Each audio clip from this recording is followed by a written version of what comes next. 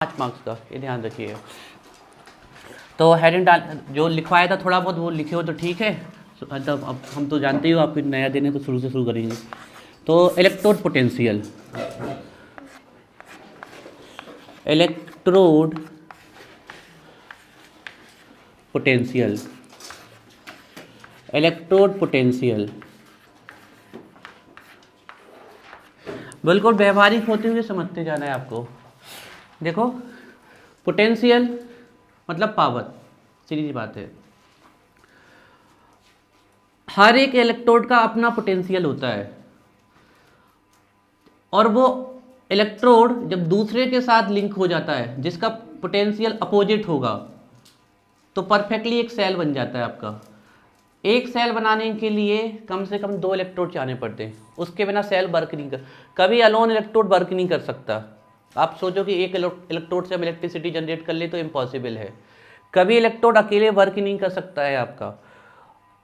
और हर एक इलेक्ट्रोड का अब उसमें पोटेंशियल तो है लेकिन उस पोटेंशियल को आप यूज नहीं कर पा रहे, एनर्जी तो है, उसी इलेक्ट्रोड की उस एनर्जी को या पोटेंशियल को यूज करने के लिए सेल को कंस्ट्रक्ट किया जाता है। तो जो 2 सेल बनेंगे पक्का है उसमें जो दो पोटेंशियल के इलेक्ट्रोड लगे होंगे वो एक दूसरे से अपोजिट होंगे हमेशा, और करंट हमेशा हाई इलेक्ट्रोड पोटेंशियल से लोअर इलेक्ट्रोड पोटेंशियल की तरफ फ्लो होता है। छोटी छोटी सी बातें जो आपको ध्यान रखनी है।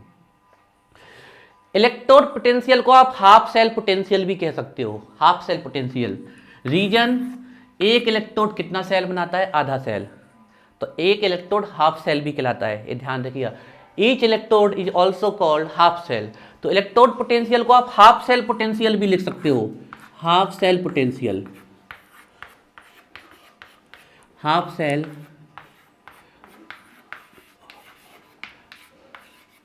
पोटेंशियल, इसको हाफ सेल पोटेंशियल भी आप लिख सकते हो। अब अगर वो हाफ सेल एनोड है तो उसको बोल सकते हो एनोडिक हाफ सेल पोटेंशियल, और अगर वो कैथोड है तो उसका आप बोल सकते हो कैथोडिक हाफ सेल पोटेंशियल, है ना। एनोड पे हमेशा कौन सी रिएक्शन होती है? ऑक्सीडेशन, तो आप उसको ऑक्सीडेशन पोटेंशियल कह सकते हो। और कैथोड पे हमेशा कौन होती है? रिडक्शन, तो इसको हम क्या बोल सकते हैं? Reduction potential. देखिए कभी भी अगर 2 अपोजिट चार्ज एक साथ एग्जिस्ट कर जाएंगे आपके, कोई भी 2 अपोजिट चार्ज अगर एक साथ एग्जिस्ट कर जाएंगे आपके, तो यहाँ पर चार्ज सेपरेशन के कारण अपोजिट वोल्टेज जनरेट होता है। तो मेटल और अगर उसी मेटल्स के आयंस जो अपोजिट चार्ज होंगे वो एक साथ एग्जिस्ट कर जाएंगे तो इनके बीच में चार्ज सेपरेशन बनेगा, डबल लेयर बनेगी आपकी चार्ज की, उसके कारण इस पे पोटेंशियल जनरेट होने लगता है जिसके कारण इलेक्ट्रॉन फ्लो स्टार्ट कर देते हैं, इसको बोलते हैं ऑक्सीडेशन पोटेंशियल। तो किसी इलेक्ट्रोड की इलेक्ट्रॉन को लॉस करने की टेंडेंसी कहलाती है इलेक्ट्रोड पोटेंशियल, लेकिन कौन सा electrode potential? Oxidation electrode potential. अब इसने इलेक्ट्रॉन जनरेट तो कर दिए लेकिन इनका कोई यूज नहीं कर सकते आप, जब तक यहां पर कोई आप ऐसा इलेक्ट्रोड नहीं लगाओगे इसके साथ जो इन इलेक्ट्रॉन को क्या कर रहा हो? एक्सेप्ट कर रहा हो इसको। तो ये यहां पर जो पोटेंशियल जनरेट होगा वो कहलाएगा आपका रिडक्शन पोटेंशियल, या आप इसको बोल सकते हो रिडक्शन हाफ सेल पोटेंशियल, या इसी को आप क्या बोल सकते हो? Cathodic potential. तो 2 डेफिनेशन लिखेंगे हम इलेक्ट्रोड पोटेंशियल की। पहली डेफिनेशन ये है इलेक्ट्रोड पोटेंशियल की, मेटल और उसके आयंस के बीच में जो पोटेंशियल डिफरेंस एग्जिस्ट करता है that is called electrode potential. वो इलेक्ट्रॉन की डोनेटिंग के कारण भी हो सकता है, वो इलेक्ट्रॉन की गेनिंग के कारण भी हो सकता है। दूसरा सबसे सिंपल डेफिनेशन इलेक्ट्रोड पोटेंशियल की, किसी इलेक्ट्रॉन के लॉस और गेन करने की जो टेंडेंसी होती है वही उसका क्या कहलाता है? Electrode potential. सिंपल सी डेफिनेशन है। जिसका इलेक्ट्रोड पोटेंशियल ज़्यादा होगा वो हमेशा इलेक्ट्रॉन लॉस करेगा और जिसका कम होगा वो गेन करेगा। अब सुनो, ये ऐसे डिसाइड नहीं कर सकते किसका कम है किसका ज़्यादा है, इसके लिए पूरी इलेक्ट्रोकेमिकल सीरीज है। उसमें ऊपर वाले जो होते हैं उनका ओपी ज़्यादा होता है, ऑक्सीडेशन पोटेंशियल, तो वो हमेशा ऑक्सीडेशन करेंगे, और नीचे वालों का आरपी ज़्यादा होता है रिडक्शन पोटेंशियल, तो वो हमेशा रिडक्शन करेंगे।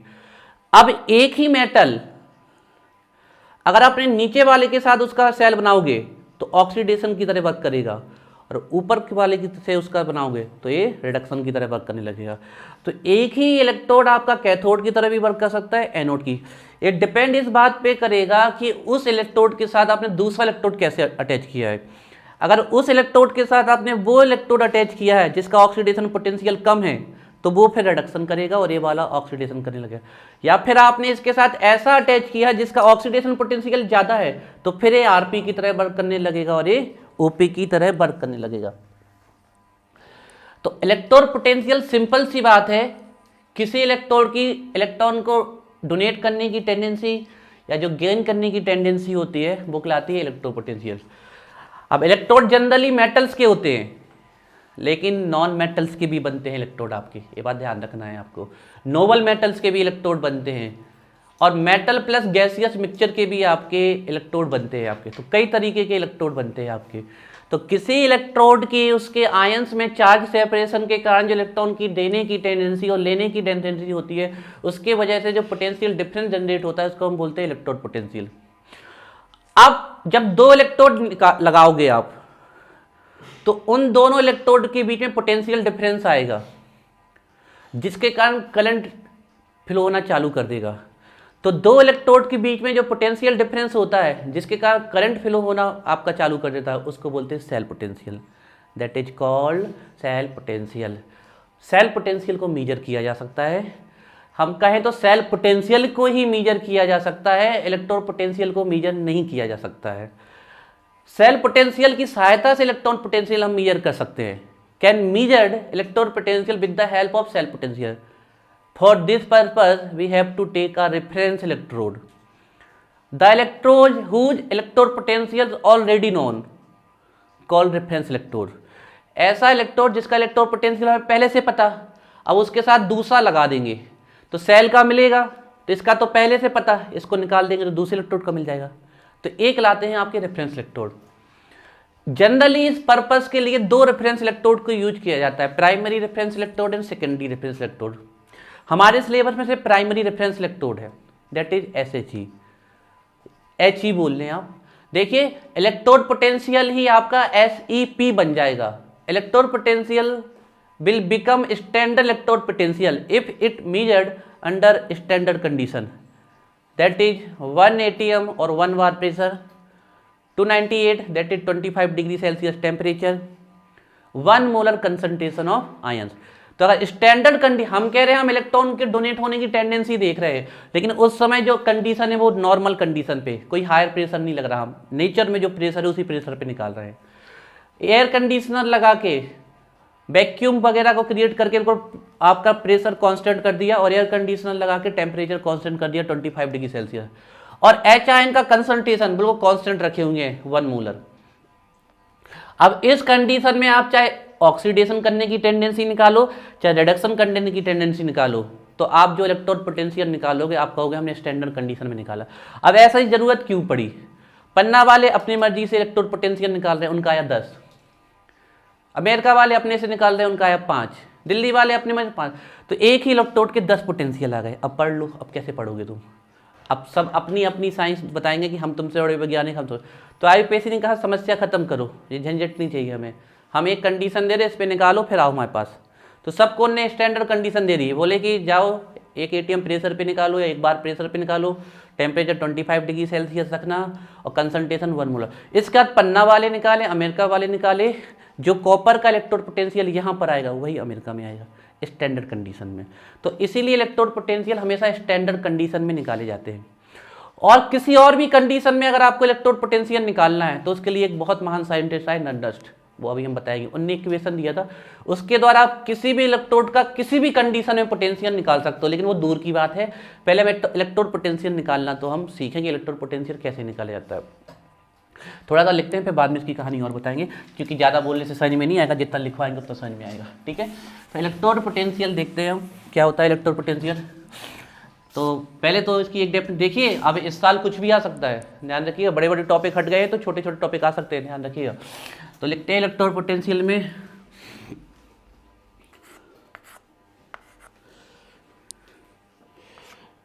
इट इज अ पोटेंशियल, वो वाली भी लिख सकते हो, the potential difference exist between metal and ion in the solution is called electrode potential, वो भी लिख सकते हो। ये यहाँ से लिखना है तो हम आज नया चालू कर रहे हैं, यहाँ से लिख लो। It is a potential difference. It is a potential difference. It is a potential difference exist between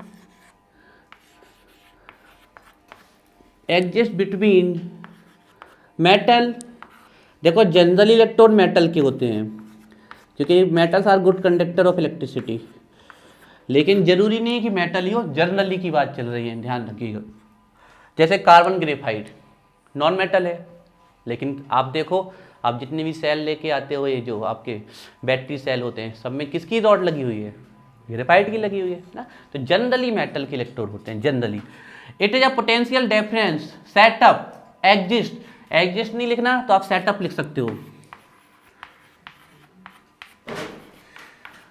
it is a potential difference exist between metal means electrode and its ions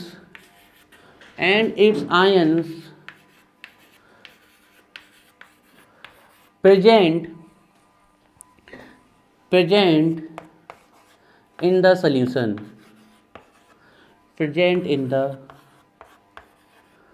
solution,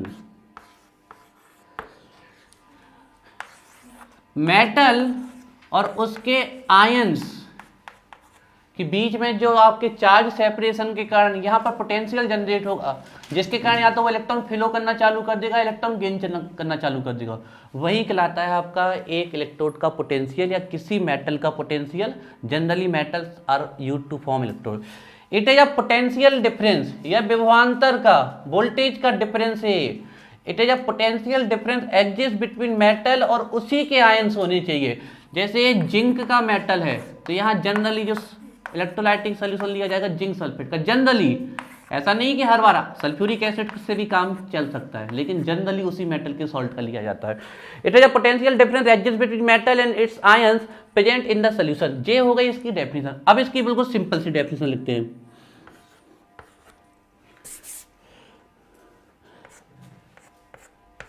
it is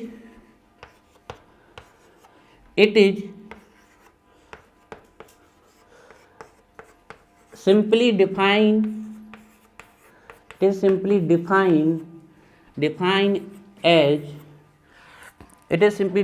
as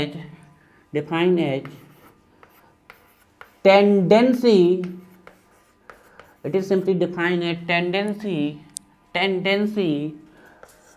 It is simply defined as tendency of an electrode या metal भी लिख सकते हो। Generally electrodes are made up of metal.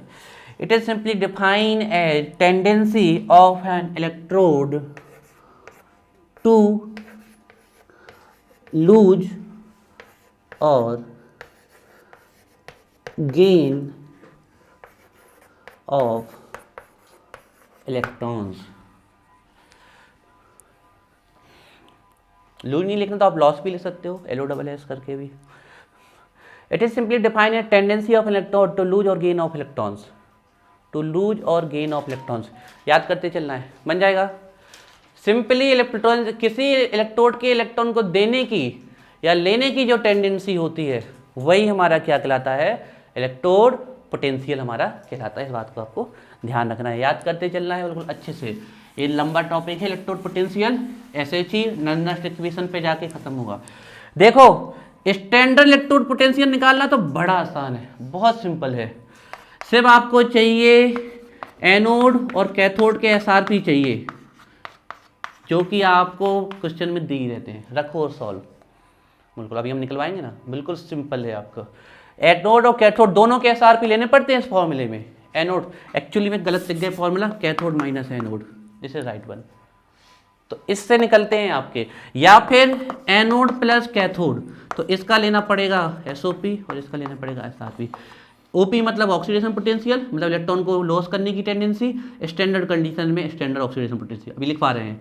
RP मतलब reduction potential, electron को लेने की tendency, standard condition में स्टैंडर्ड रिडक्शन पोटेंशियल। लिखेंगे इसको, अभी यहाँ थोड़ा नहीं बाद में चलते हैं, ठीक है ना। तो अब हम लिखते हैं, डालिए एक छोटी सी हेडिंग, ऑक्सीडेशन पोटेंशियल।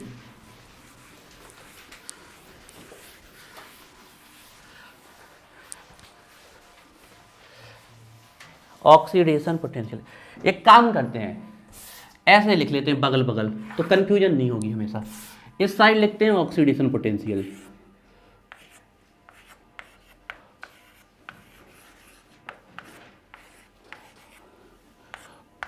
जो बातें हम बताएं उसको बहुत अच्छे से ध्यान रखना।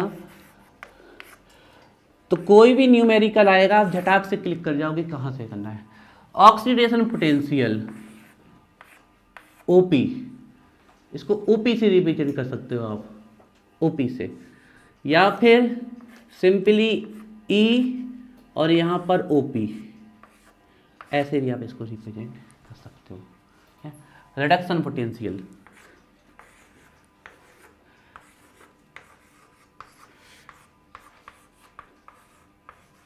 Reduction potential,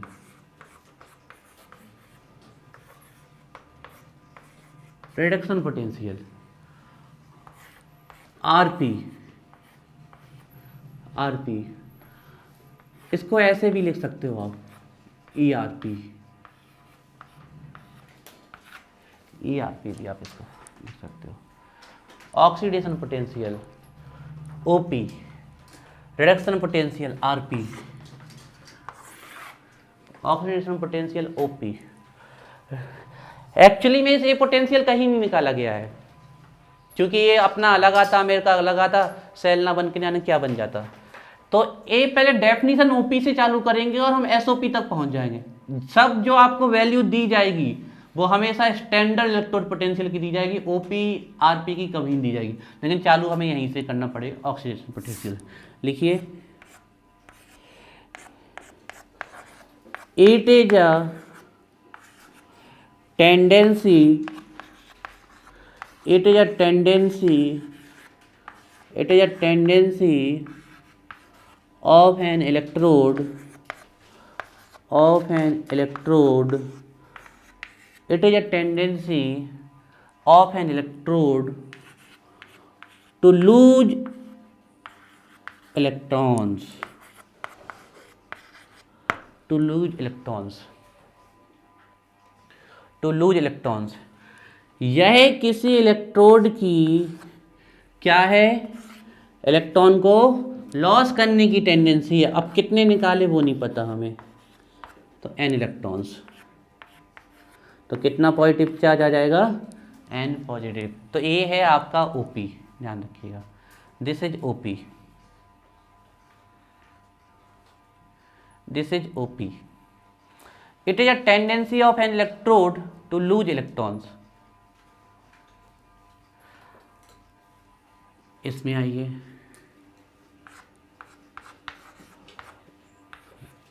it is a tendency,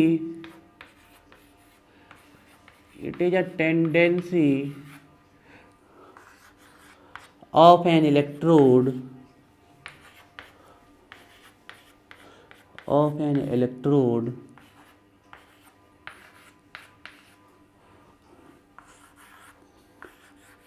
to gain electrons. It is a tendency of an electrode to gain electrons.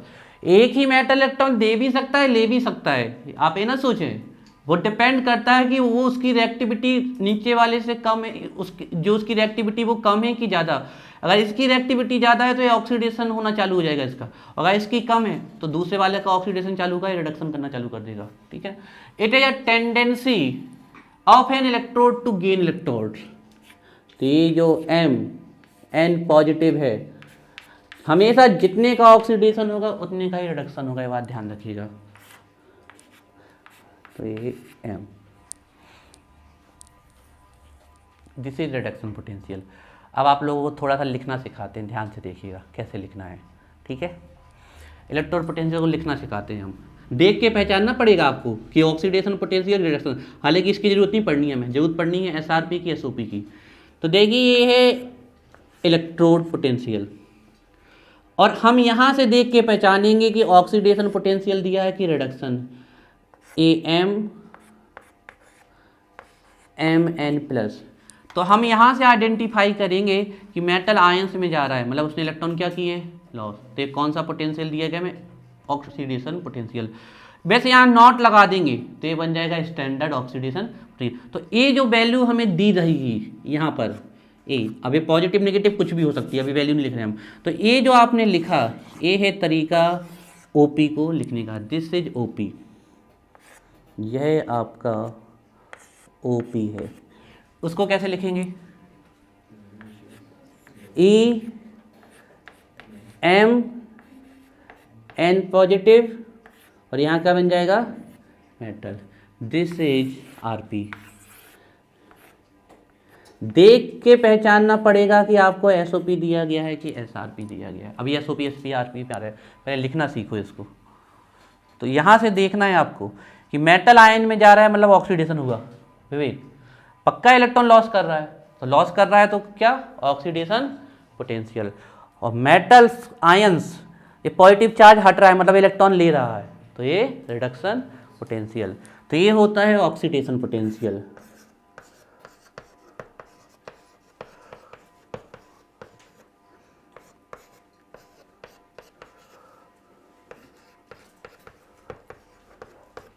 This is reduction potential.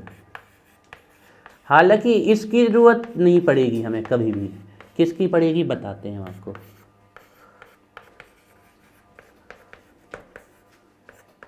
This is reduction potential. अब आप लोग आज एक चीज सीख लो रिप्रेजेंटेशन के लिए, सेल रिप्रेजेंटेशन के लिए। कभी भी आपको सीधा साधा इलेक्ट्रोड लिखा मिल जाए तो आपको हमेशा उसकी फिजिकल स्टेट लिखनी है सॉलिड, ऑलवेज ध्यान रखिएगा। सीधा साधा इलेक्ट्रोड लिखा मिल जाए ऑलवेज सॉलिड। और कभी भी आपको किसी इलेक्ट्रोड पे आयंस दिख जाए लगे तो समझ लेना कि वो सोल्यूशन में एग्जिस्ट कर रहा है, तो उसके नीचे हमेशा लिखना है एक्वस। नोट करिए, कभी भी सीधा साधा दिख जाए तो हमेशा लिख देना है उसके नीचे सॉलिड। और कभी भी आपको चार्ज दिख जाए आयंस तो हमेशा उसके नीचे लिख देना है एक्वस।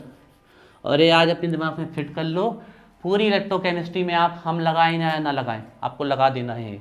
यहाँ भी लिख सकते हो, यहाँ पर भी, लेकिन अब यहाँ इसलिए लिख रहे हैं फिर ये बिल्कुल ख़राब लगने लगेगा जगह, या फिर इसको बड़ा बनाते हैं हम, तो इसलिए यहाँ हमने लिख दिया, ठीक है। This is electrode potential.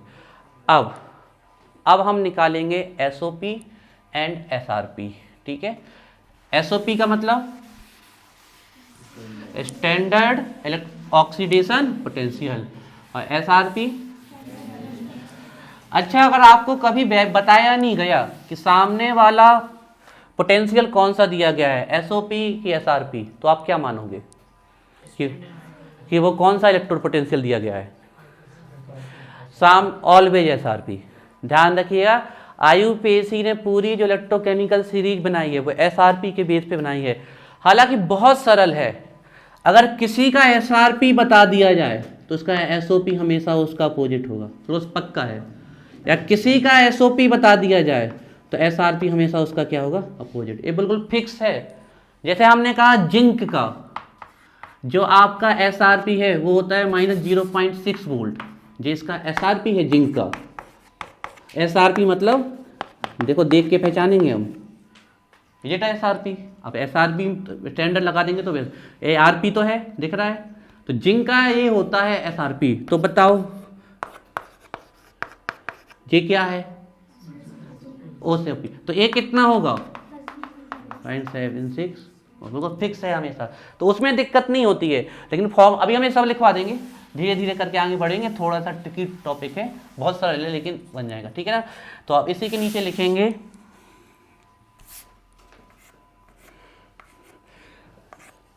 Reduction potential, sorry oxidation इस side, oxidation potential, oxidation potential, oxidation potential under standard condition, under standard conditions, oxidation potential under standard conditions called standard oxidation potential. और यही आपके काम का है, स्टैंडर्ड ऑक्सीडेशन पोटेंशियल।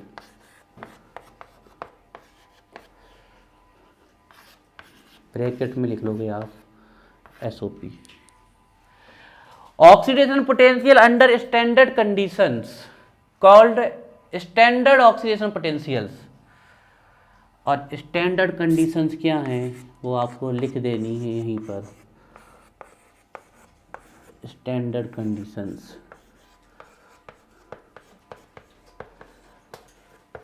जो standard condition है वो आपको यहीं पर लिख देनी है। प्रेशर लिख देना है तुरंत, 1 ATM और 1 bar.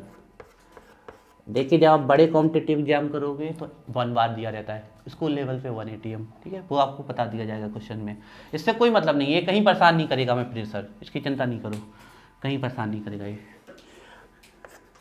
Temperature should 25 degree Celsius, आप एक लिख सकते हो, 25 डिग्री सेल्सियस लिख लें या 298 केल्विन लिख लें, दोनों में से कोई एक लिख लो, या दोनों लिखना है तो दोनों लिख रहे हैं, क्योंकि अगर जिंक है तो जिंक का, और कॉपर है तो कॉपर का, हाइड्रोजन है तो हाइड्रोजन का, तो 1 मोलर होना चाहिए।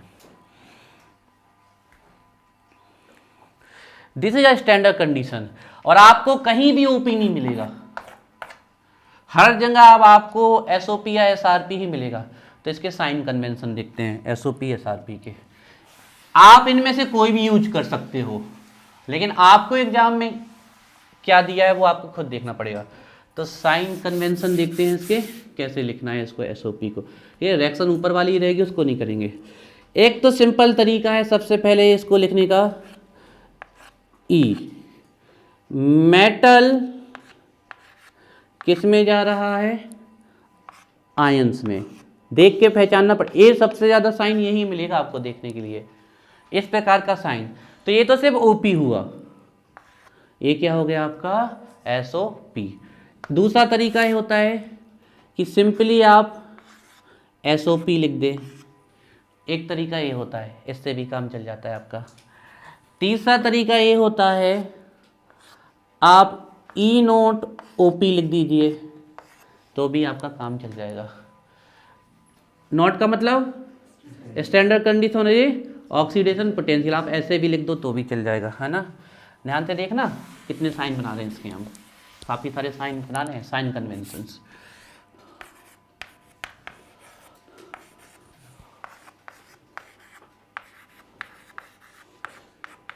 देखिए आप कोई भी यूज कर सकते हो, लेकिन हम आपको बता दें, आपको 99.99% ये साइन मिलेगा, ये वैल्यू, ठीक है। आप इसको ऐसे भी लिख सकते हो, या फिर E नॉट एनोड, क्या सही लिखा है, इज इट राइट। अब समझ जाओगे ये OP दिया है, समझ जाओगे कैसे, क्योंकि एनोड पे क्या होता है ऑक्सीडेशन।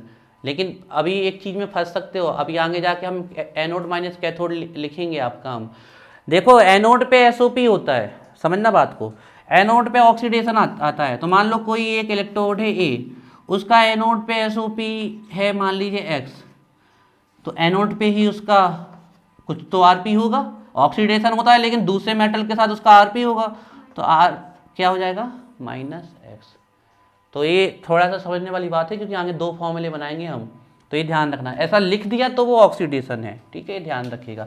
लेकिन एनोड पे का देखो, ये तो 100% श्योर है कि एनोड पे हमेशा ऑक्सीडेशन होगा, लेकिन वो दूसरे इलेक्ट्रोड के साथ कैथोड भी बन सकता है, तो उसका RP भी होगा, तो परेशान नहीं होना है, ऐसे भी लिख सकते हो।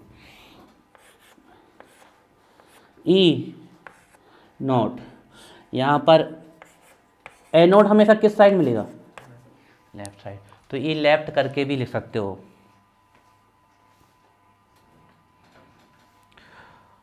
और हम कौन से सेल पढ़ रहे हैं? इलेक्ट्रोकेमिकल सेल, पता है ना, इलेक्ट्रोकेमिकल सेल। तो इलेक्ट्रोकेमिकल सेल में एनोड हमेशा कैसा होता है? नेगेटिव।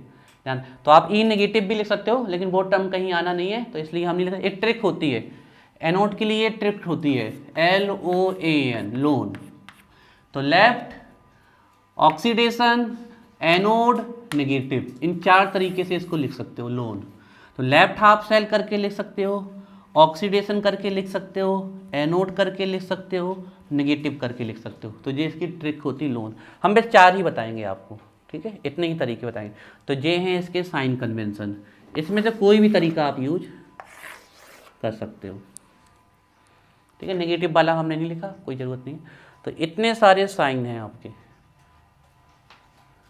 और आपको मिसप्रिंट हो जाए, कुछ भी हो जाए, आपको अब स्टैंडर्ड ही मानना है कि आपको सब कुछ स्टैंडर्ड दिया गया है। नॉट लगाओ या ना लगाओ क्वेश्चन में, उससे मतलब नहीं है। नन इक्वेशन में आएगा, वो हम बाद में देखेंगे। अब यहाँ से पहचानना क्या दिया गया है, इससे सीधे सीधे एसओपी लिख गया तो कोई दिक्कत ही नहीं, लेकिन हमें पता है ये दिया जाएगा, तो इसको देख के पहचानना। चलिए इस साइड आ जाओ, इसमें लिखिए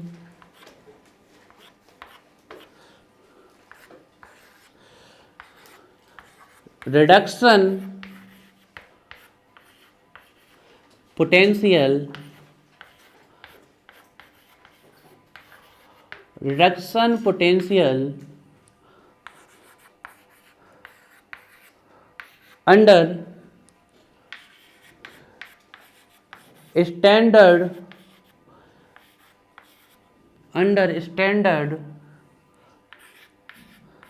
conditions,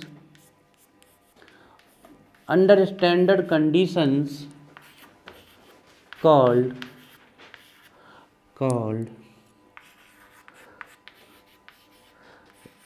standard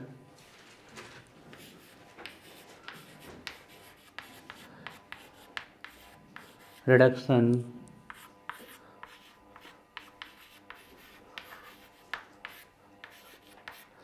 potential, SRP, reduction potential under standard conditions called SRP। तो अब हम इसके नीचे लिख देंगे standard conditions.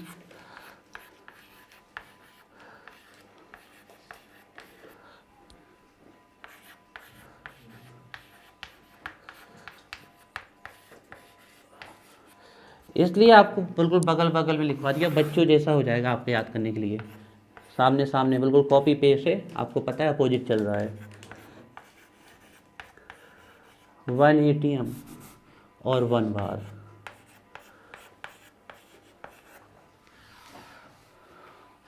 One ATM equal होता है 1.01325 बार, या फिर temperature 25 degree Celsius. Degree Celsius का केमिस्ट्री में कोई काम नहीं है, सब कुछ केल्विन पे ही चलता है केमिस्ट्री में।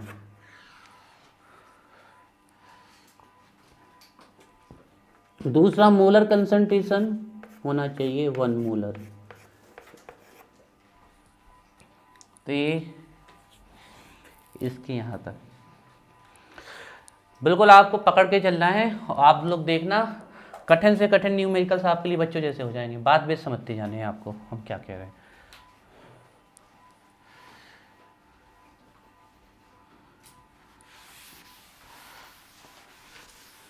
देखिए जो भी आपने पोटेंशियल निकाला है, चाहे एसओपी निकाले चाहे एसआरपी निकाले, अगर कंडीशंस आप स्टैंडर्ड लेते हो तो वो आपका कहलाएगा सीधे सीधे बात स्टैंडर्ड पोटेंशियल। साइन कन्वेंशन देखते हैं।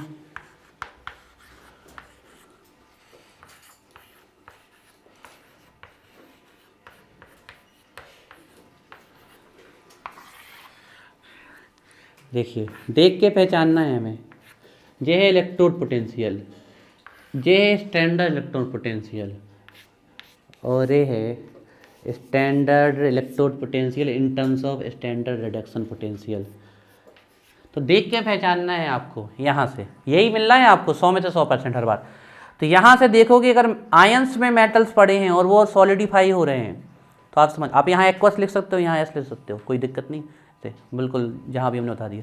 तो ये स्टैंडर्ड और ये इलेक्ट्रोड पोटेंशियल, और यहाँ से दिख रहा है रिडक्शन। तो standard electrode in terms of reduction, तो स्टैंडर्ड रिडक्शन पोटेंशियल कहते हैं इसको। दूसरा तरीका है, आप सीधे सीधे एसआरपी लिख सकते हो ऐसे, इतना ज़्यादा नहीं लिखना तो आपको। तीसरा तरीका है, आप नॉट लगा के आरपी लिख सकते हो सिर्फ, ठीक है। और बिल्कुल फिक्स है कि रिडक्शन हमेशा कैथोड पे ही होगा, अगर वो कैथोड है तो ही रिडक्शन होगा, अगर उस पर ऑक्सीडेशन हो रहा तो वो कैथोड होगा ही नहीं, वो तुरंत क्या बन जाएगा, एनोड। बिल्कुल फिक्स है, कोई भी इलेक्ट्रोड कभी भी कैथोड में ऑक्सीडेशन नहीं हो सकता और एनोड में रिडक्शन नहीं हो सकता।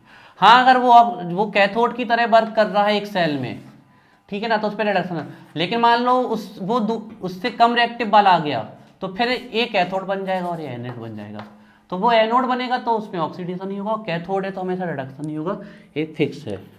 तो आप कैथोड लिख सकते हैं यहाँ पर, तो बिल्कुल फिक्स है। और ये भी फिक्स है आईयूपीएसी के द्वारा कि एनोड हमेशा लेफ्ट पे रहेगा और कैथोड हमेशा राइट पे रहेगा।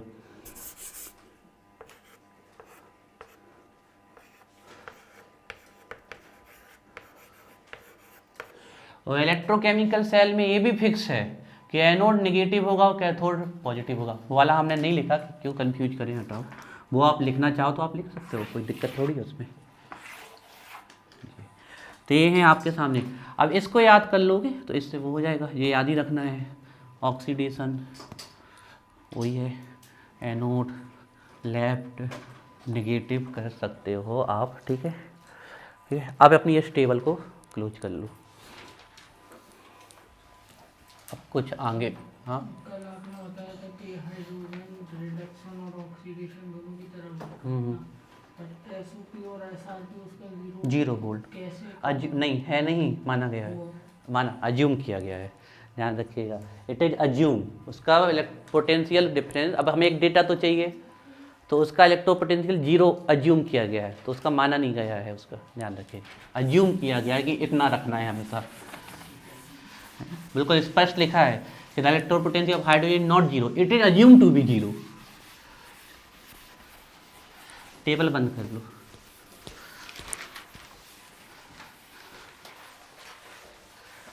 अब कुछ छोटी टेबल बंद करने के बाद यहाँ बहुत इंपॉर्टेंट बातें लिखेंगे। पहली बात, अगर आपको इलेक्ट्रोड पोटेंशियल में बताया ही नहीं गया कि कौन सा इलेक्ट्रोड पोटेंशियल दिया गया है, तो हमेशा क्या कंसीडर करोगे, एसआरपी। ये बात आपको ध्यान रखना है। If nothing is mentioned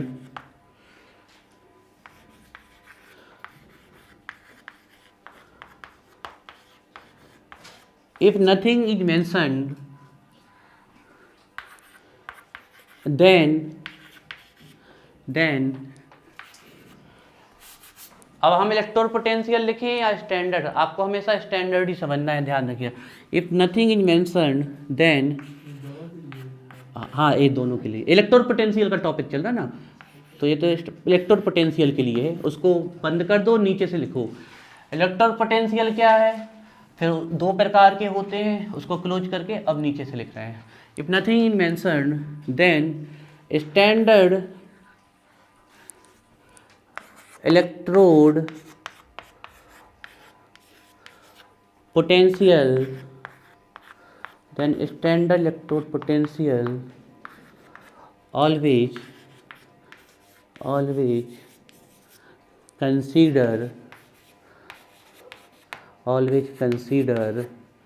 always consider SRP according to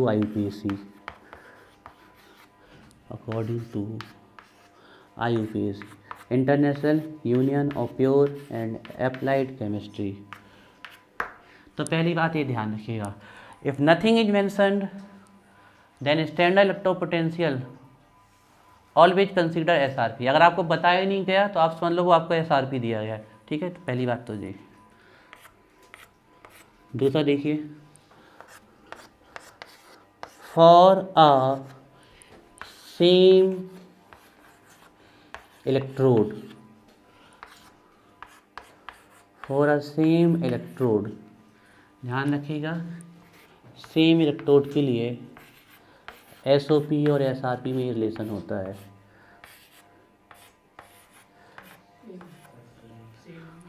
for a same electrode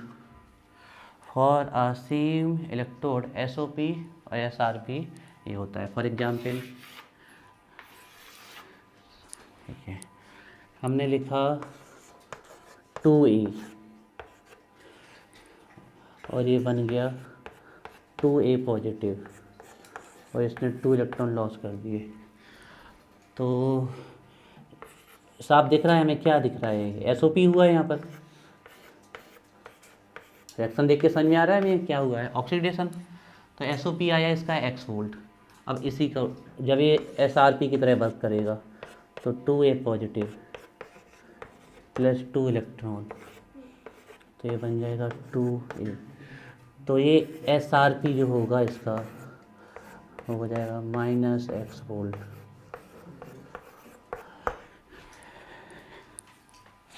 same electrode के लिए। अब देखो ये हमने रिएक्शन में समझा दिया, हम इसको ऐसे भी लिख सकते थे। देखिए कैसे, अब इसको ना लिखना ज़्यादा, यहाँ पर हमें इतना सारा नहीं करना है कि फंस जाओ।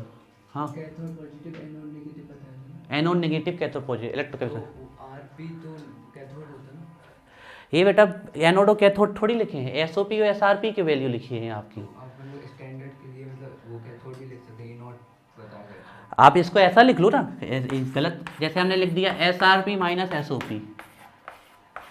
ये एनोड और कैथोड के साइन थोड़ी लिखे हैं, जैसे हम बताते हैं आपको। आप कहाँ, जैसे हम बात करें SOP, तो जिंक का SOP है वो है -0.6 वोल्ट, -0.6 वोल्ट ये है आपका। तो जिंक का SRP क्या हो जाना है, प्लस 0.76 वोल्ट। मतलब दो वैल्यू अपोजिट होगी। अब फिर से देखो, एक और बता रहे हैं, है ना, जैसे हम बताएं SOP ऑफ कॉपर बताएं हम, तो ये होता है 0.34 वोल्ट। ये कॉपर का SOP पॉजिटिव है, जिंक का नेगेटिव है, ठीक है, 0.3।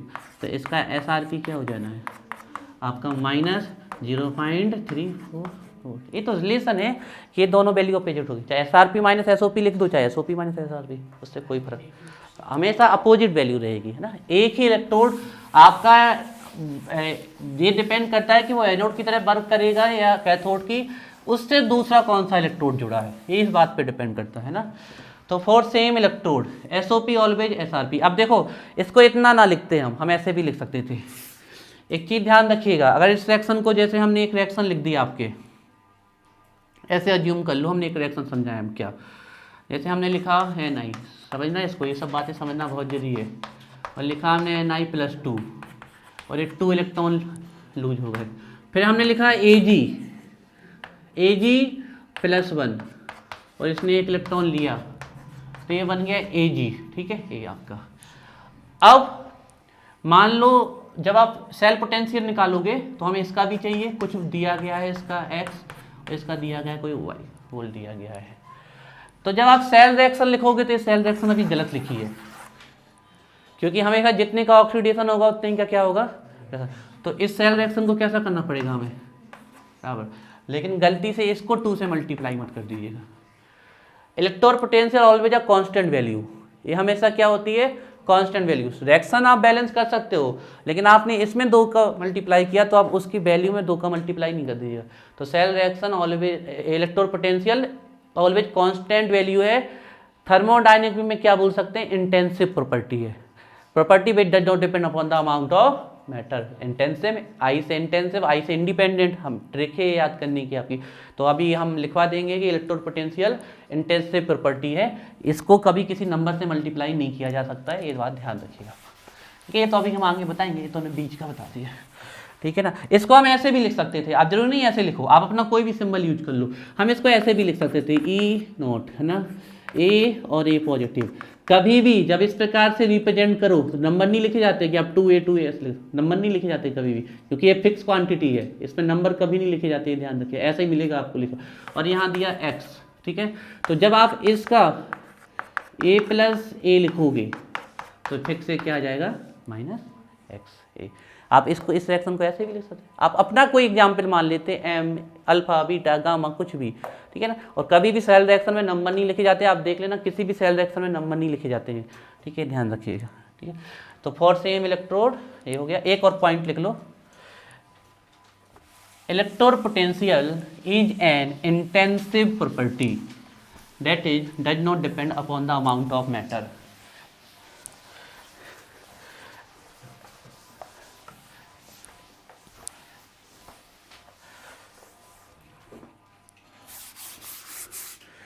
तो एक और पॉइंट लिख लो इसी में, थर्ड नंबर का, थर्ड नंबर नहीं बनाए तो कोई बात नहीं। इलेक्ट्रोड चाहे वो एसओपी हो चाहे एसआरपी, है ना, ध्यान रखिएगा। अब हमने जैसे इलेक्ट्रोड पोटेंशियल लिख दिया, तो इसमें कंफ्यूज मत हो जाना कि सर आप तो स्टैंडर्ड पढ़ा रहे हैं, आपको सब कुछ स्टैंडर्ड ही दिया गया है। तो चाहे आप स्टैंडर्ड इलेक्ट्रोड पोटेंशियल लिख दो, चाहे आप कोई भी, है ना। तो हम स्टैंडर्ड वर्ड यूज कर ले रहे हैं, क्यों कंफ्यूजन का शब्द है ना।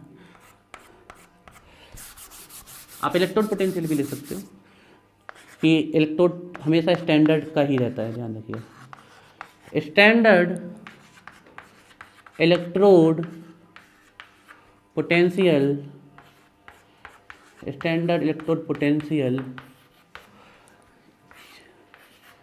चाहे वो एसओपी हो चाहे वो आपका एसआरपी हो, standard electrode potential is N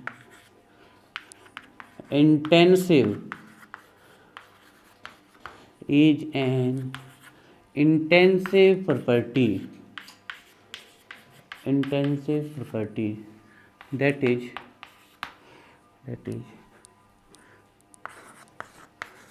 does not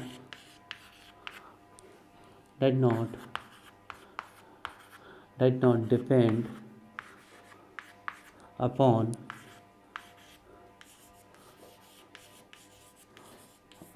amount of matter। और यहाँ मैटर हमारा इलेक्ट्रोड है।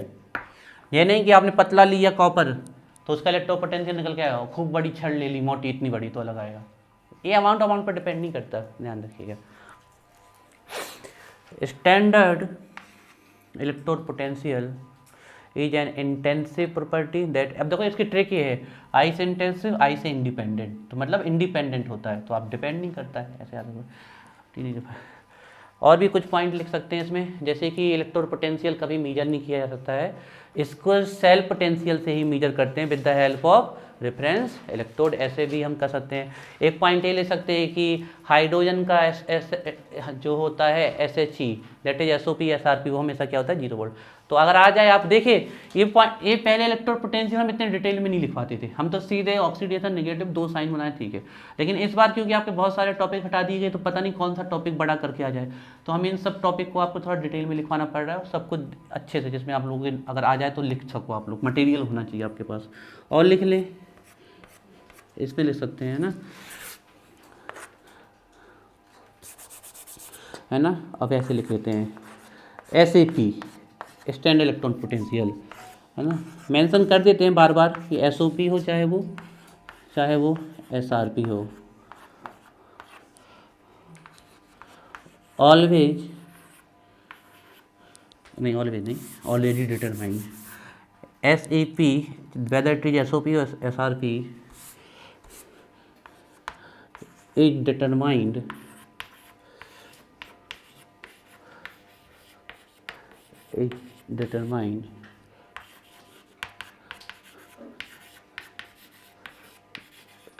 with the help of reference electrode,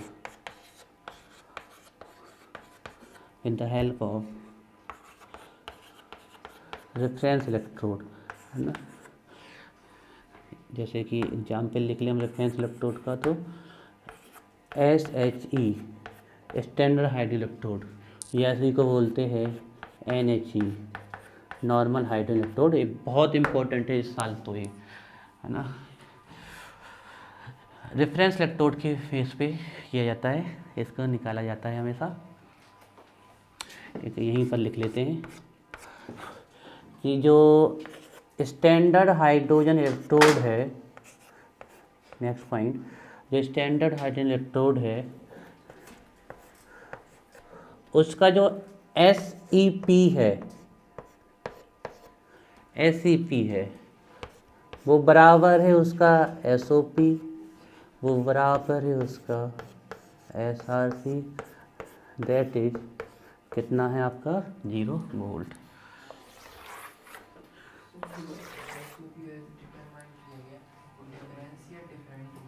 कहाँ पे बेटा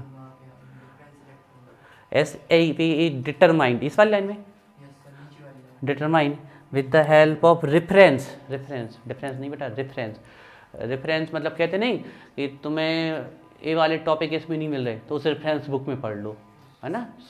तो ये इलेक्ट्रोड सजेस्ट किया गया है SHGB। तो ये अब इस चैप्टर से ऑब्जेक्टिव तो आना नहीं है, लेकिन पहले खूब पूछा गया है इससे कि कई बार आया है कि हाइड्रोजन का इलेक्ट्रो पोटेंशियल कितना होता है, ध्यान रखिएगा, तो 0 वोल्ट होता है। हाँ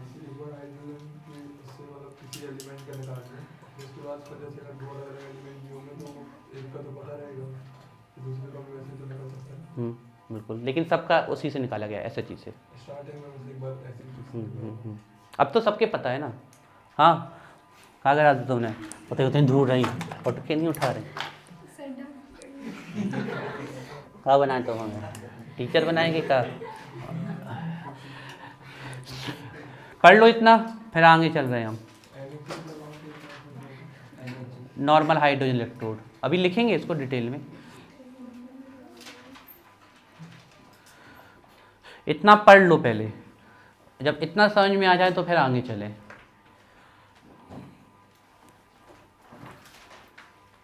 ये बहुत ही अच्छा चैप्टर था, इस चैप्टर से ये हटाते नहीं तो ये चैप्टर पढ़ने में बहुत मज़ा आता।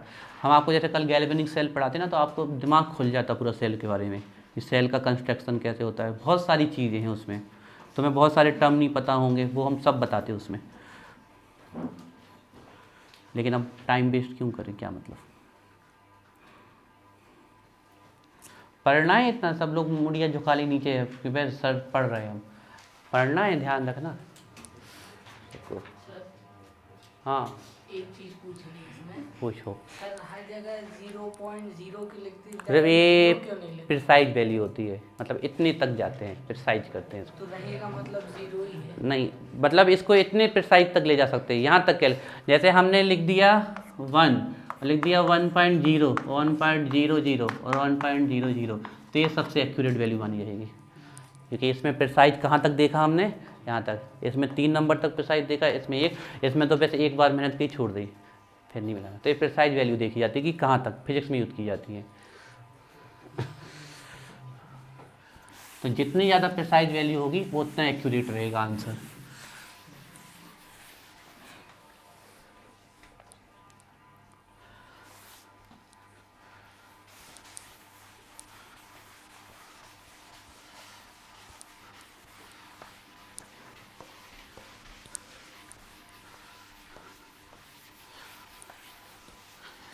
ठीक है, तो आपका इलेक्ट्रोड पोटेंशियल हो गया। अब आते हैं हम सेल पोटेंशियल पे।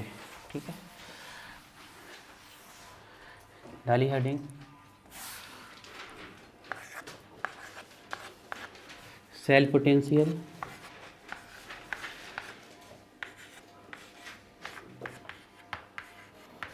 सेल पोटेंशियल, देखिए सेल पोटेंशियल और इलेक्ट्रोमोटिव फोर्स में थोड़ा सा फर्क होता है, ठीक है। लेकिन हम आपको एक चीज़ बता दें, कैलकुलेशन में ना तो कभी भी फर्क नहीं करना है। जब आप मैथमेटिकल सॉल्व करोगे तो चाहे सेल पोटेंशियल निकालने के लिए आ जाए, चाहे इलेक्ट्रोमोटिव फोर्स निकालने के लिए आ जाए, दोनों का सेम ही फॉर्मूला होता है। किसी को पता है what is EMF? Full form नहीं पूछा, बताओ।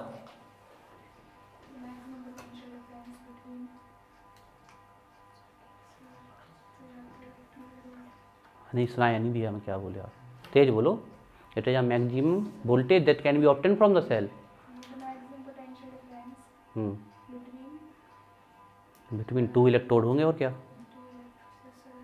और बताओ, बताओ नीलम।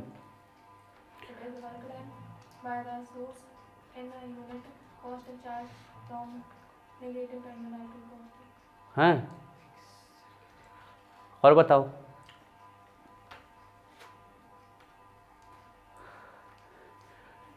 जैसे आप अभी अभी मार्केट से सेल लेके आए और उसको आपने यूज नहीं किया और उसका अभी आप निकालोगे कि वो कितना पोटेंशियल जनरेट कर रहा है, बिल्कुल फ्रेश, बिल्कुल नया। जब उससे कोई भी आप उस किसी भी सर्किट में उससे आप इलेक्ट्रिसिटी पास नहीं कर रहे, तो जो मैक्सिमम वोल्टेज होता है किसी भी सेल का खुद का, वो उसका ईएमएफ कहलाता है, that is electromotive force. Maximum voltage that can be obtain from the cell, this is called electromotive force. और जब आप उस सेल को यूज कर रहे हो तो तब उसमें कितना पोटेंशियल डिफरेंस आ रहा है, that is called cell potential. तो जब आप यूज कर रहे हो तो वो सेल पोटेंशियल है, और जब आप उसको फ्रेशली देख रहे हो तो इलेक्ट्रोमोटिव फोर्स होते हैं। इलेक्ट्रोमोटिव फोर्स आपका कह सकते हैं मैक्सिमम वर्क होता है जो किसी सेल से ऑब्टेन कर सकते हो, इट है maximum work that can be obtain from any cell. और सेल पोटेंशियल हमेशा ईएमएफ से क्या होगा, आपका कम होगा। लेकिन ये कम कितना आता है, मान लो किसी सेल का सेल पोटेंशियल आया, ईएमएफ आया 1.1 वोल्ट, तो उसका सेल पोटेंशियल में नाम मात्र का अंतर आएगा, वो 1 वोल्ट आ जाएगा, इतना बिल्कुल थोड़ा सा अंतर होता है जी, बिल्कुल थोड़ा।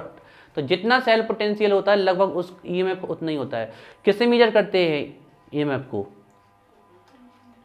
पोटेंशियोमीटर से, और सेल पोटेंशियल को वोल्टामीटर से करते हैं। चलिए ठीक है, सेल पोटेंशियल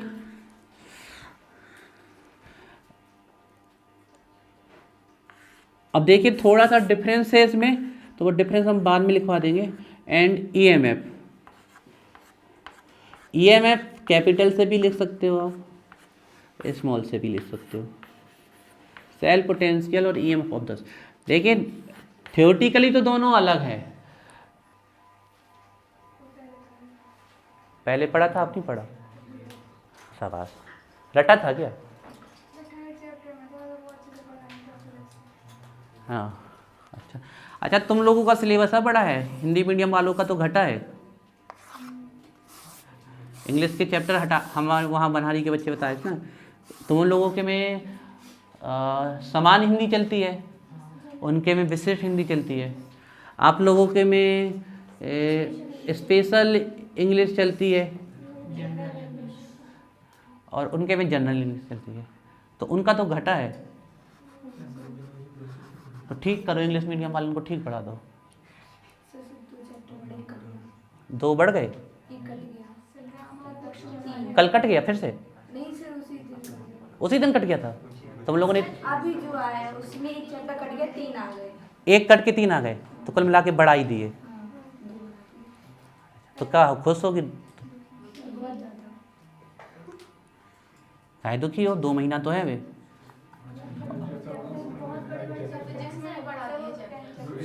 अब सर लोगों को फिर से पढ़ाना पड़ेगा वो 2 चैप्टर सर ऐसे हैं कि 3 के बराबर है एक चैप्टर उसका। हाँ, एक चैप्टर के अंदर 9 पार्ट है और 2 पार्ट 2 चैप्टर। तो पढ़ो, अभी टाइम है, क्या दिक्कत है? सर हम लोगों ने तो लॉकडाउन में पढ़ लिया था ये चैप्टर। ये लो, तुम लोगों ने कहीं नहीं पढ़ा लॉकडाउन में? सर मैम ने पढ़ा दिया, हम लोगों ने पता नहीं था। तुम्हारे ने पढ़ाई की तैयारी नहीं करी अच्छी, लॉकडाउन में कहीं नहीं पढ़ो तुम लोगों ने।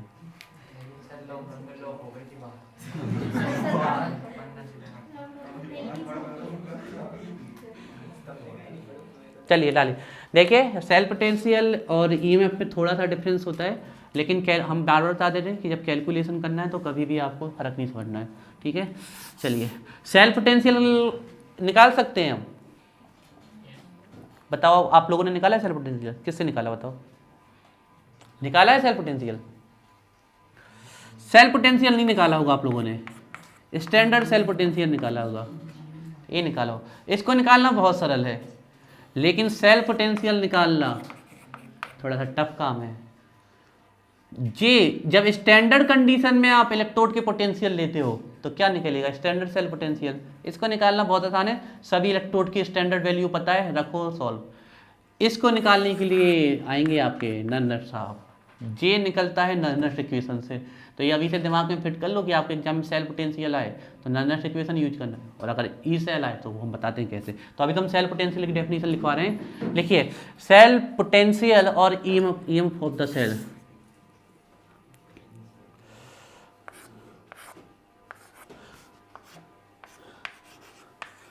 The potential the potential difference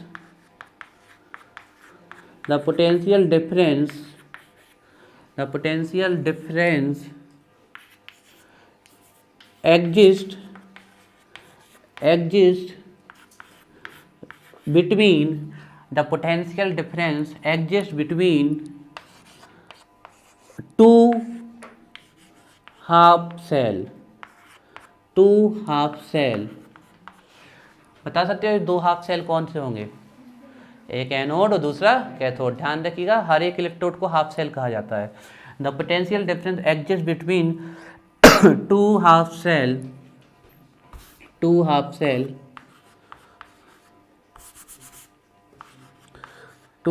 cell anode and cathode as a result the potential difference exists between two half cell as a result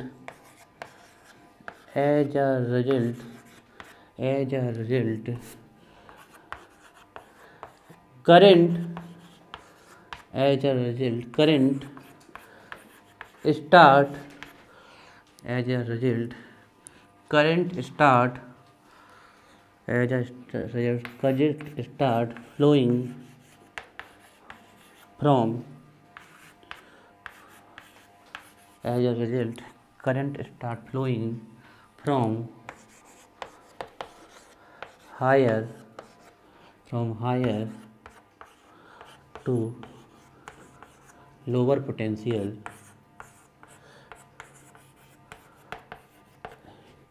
it's called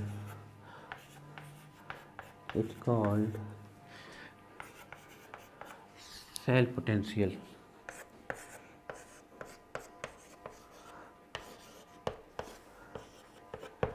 It's called cell potential. The potential difference exists between two half cell anode and cathode. As a result, current start flowing from higher to lower potential. It's called cell potential. ठीक है, इसको कहते हैं cell potential, E cell. This is called cell potential. हाँ cell को EMF के cell से और जो फ्लक्स चेंज की वजह से जो ईएमएफ इंड्यूस होता उसमें क्या अंतर रहता? बेटा ये तो तुमने ऐसा टर्म पूछ लिया, सिंपल तरीके से पूछो उसको तो शायद बताएं हम। नहीं, जैसे अभी आपने बताया कि fresh voltage down of line हो उसे ईएमएफ कहते हैं, और जो फ्लक्स चेंज की वजह से ईएमएफ इंड्यूस हो उसमें और इसमें क्या अंतर है? थोड़ा सा अभी हमारे लिए बताना है कठिन है। तुमने हमसे क्वेश्चन पूछा, देखो सर्च करते हैं फिर बताते हैं। अभी इसको पढ़ लो। The potential difference exist between two half cell as a result current start flowing from higher to lower potential called cell potential. इसके नीचे लिखो। हाँ रुक जाओ अभी।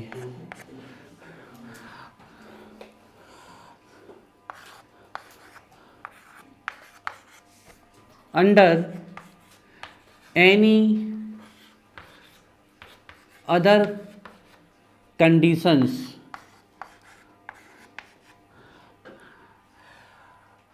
थोड़ा सा गलत लिख गए।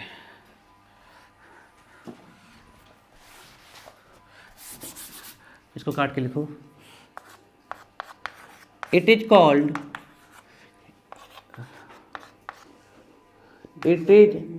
अंडर काट दो, इसकी लाइन चेंज करके लिखना है।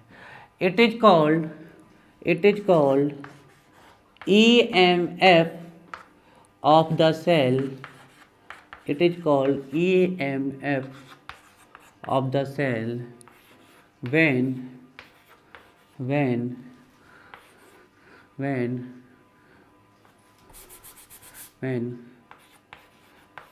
current is not flowing through the circuit. Current is not flowing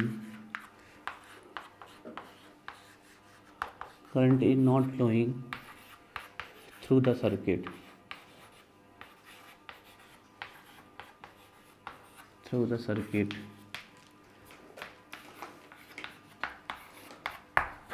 Okay.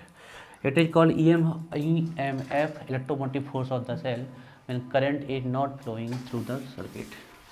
एक फॉर्मूला देख लो, वैसे 2 मिनट हो लेंगे फिर छोड़ देंगे, ठीक है। देखो ध्यान से एक चीज़, थोड़ा सा यहाँ लिख लो। एट स्टैंडर्ड कंडीशन,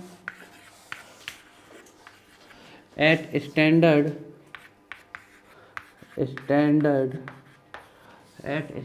कंडीशन, हाँ गुलसबा, हाँ विद हाँ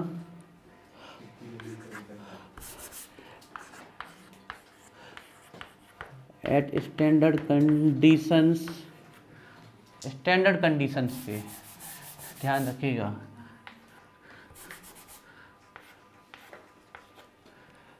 प्रेशर 1 atm और 1 बार, टेम्परेचर 25 डिग्री सेल्सियस और 298 kelvin,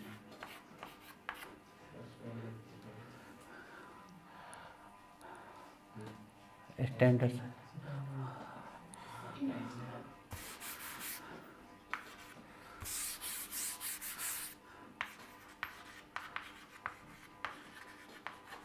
eight standard condition 1 atm और 1 बार टेम्परेचर इतना, और molar concentration 1 molar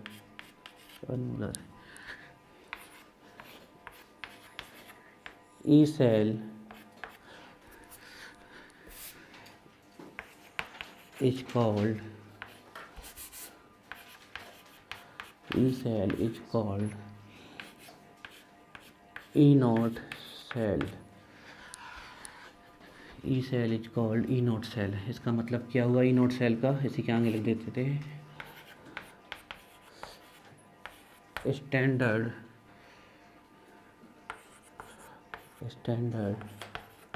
cell potential.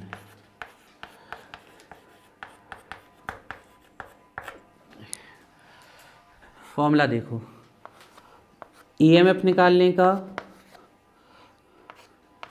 या फिर आपका ई नोट सेल निकालने का, देखिए थोड़ा फ़र्क होता है लेकिन कैलकुलेशन वाइज बिल्कुल फ़र्क नहीं समझना है आपको, दोनों के लिए सेम फॉर्मूला लगाना है।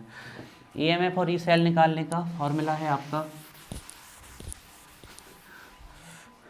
ध्यान रखिएगा बहुत अच्छे से, ई कैथोड माइनस ई एनोड, सब स्टैंडर्ड लिया जाएगा, लेकिन बहुत इम्पोर्टेंट बात क्या ध्यान रखनी है पता, ये ध्यान रखना, इस फॉर्मूले में दोनों के एसआरपी रखे जाएंगे, समझ रहे हो बात को, स्टैंडर्ड रिडक्शन पोटेंशियल दोनों के एसआरपी रखे जाएंगे। अब इसमें ना फंस जाना कि एनोड पे ऑक्सीडेशन होता है, ठीक है, तो उसका अपना एक एसआरपी भी होगा, ये ध्यान रखना, तो हमेशा इस फॉर्मूले पे एसआरपी रखे जाएंगे, इस बात को ध्यान रखना, एसआरपी रखे जाएंगे। या फिर दूसरा फॉर्मूला, ईएमएफ और स्टैंडर्ड सेल पोटेंशियल निकालने का दूसरा फॉर्मूला है आपका ई एनोड प्लस ई कैथोड, दोनों में से किसी से निकाल लोगे रिजल्ट हमेशा सेम आएगा। दूसरा फॉर्मूला ये है, एसओपी और एसआरपी का सम 0 होता है, एसओपी और एसआरपी का नॉट 0 रहेगा, किसका, SOP equal to minus SRP, जो भी एसओपी अगर माइनस में होगा एसओपी तो एसआरपी पॉजिटिव हो जाएगा, अगर ये पॉजिटिव में होगा तो ये माने जीरो थोड़ी होगा, अपोजिट होगा, किसने कहा जीरो होगा, अरे तो इसको कैसे ले जाओगे यहाँ पर, नेगेटिव इस तरफ जाएगा पॉजिटिव हो जाएगा, बस 0 ही तो होगा। हाँ तो वो तो ठीक है ना, तो तुम दोनों अब दो अपोजिट चीज़ों को अगर तुम ऐड करोगे तो वो जीरो हो ही जाना है, लेकिन न्यूमेरिकली तो एक दूसरे के अपोजिट वैल्यू आएगी ना उसकी, तुम तो कैलकुलेशन कर, प्लस आएगा तो वही तो कहते हैं सम 0। अरे तो वो तो है ही भैया कि एक का एसओपी अगर जितना पॉजिटिव है दूसरा उतना नेगेटिव है, तो कभी किसी का एक ही मेटल के थोड़ी तुम एनोड और कैथोड बना दोगे, एक बार में या तो वो एसओपी की तरह वर्क करेगा या फिर एसआरपी की तरह वर्क करेगा।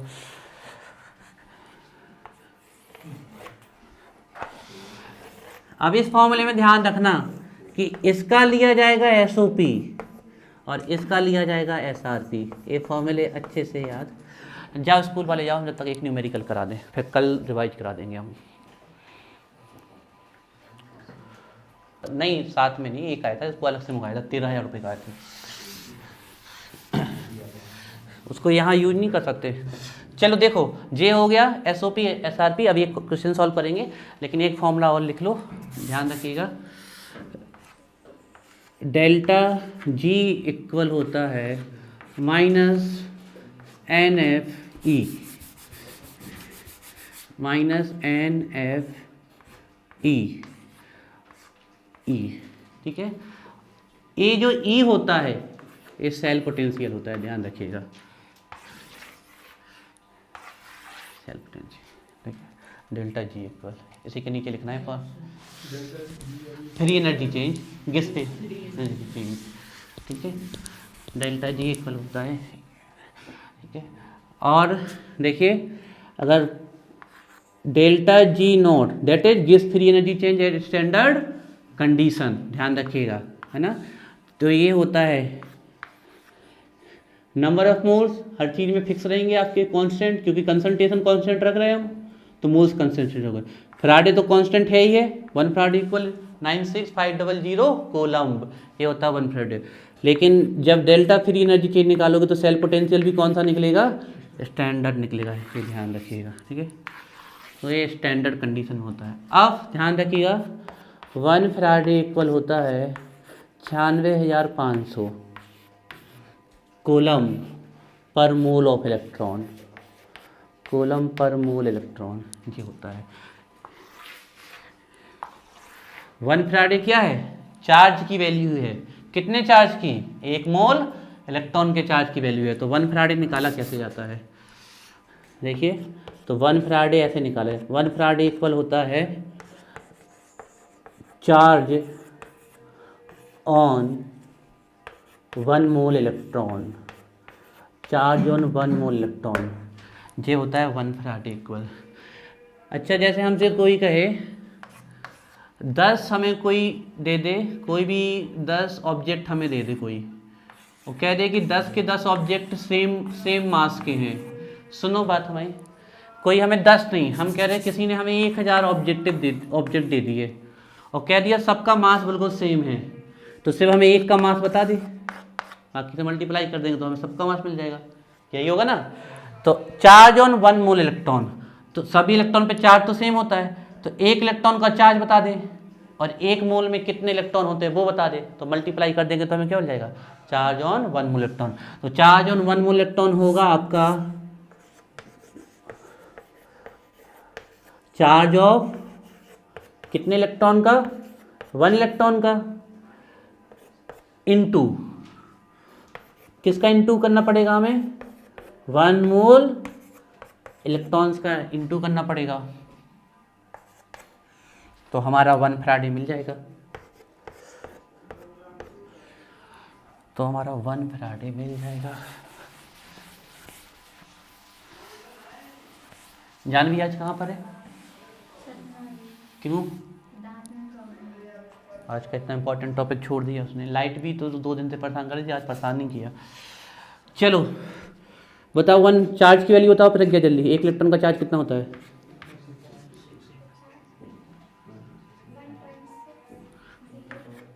1.60222 10⁻19 कूलम, ये होता है 1 इलेक्ट्रॉन का charge, it is a charge of 1 electron into 1 मोल में कितने इलेक्ट्रॉन होंगे, 6.022 10⁻23, ये होगा आपका। और जब आप इसको सॉल्व कर दोगे तो आपका अप्रोक्सीमेट आता है 96,500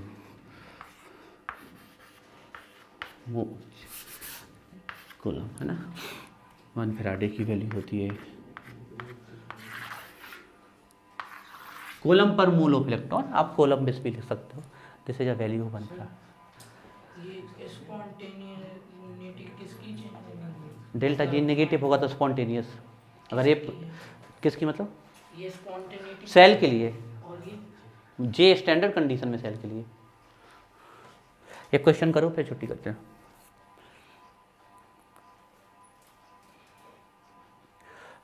कल पढ़ेंगे हम बहुत ही important topic that is standard hydrogen electrode, और फिर पढ़ेंगे हम इलेक्ट्रोकेमिकल सीरीज। ठीक है, तो एक क्वेश्चन देते हैं, उसको करके दिखाओ।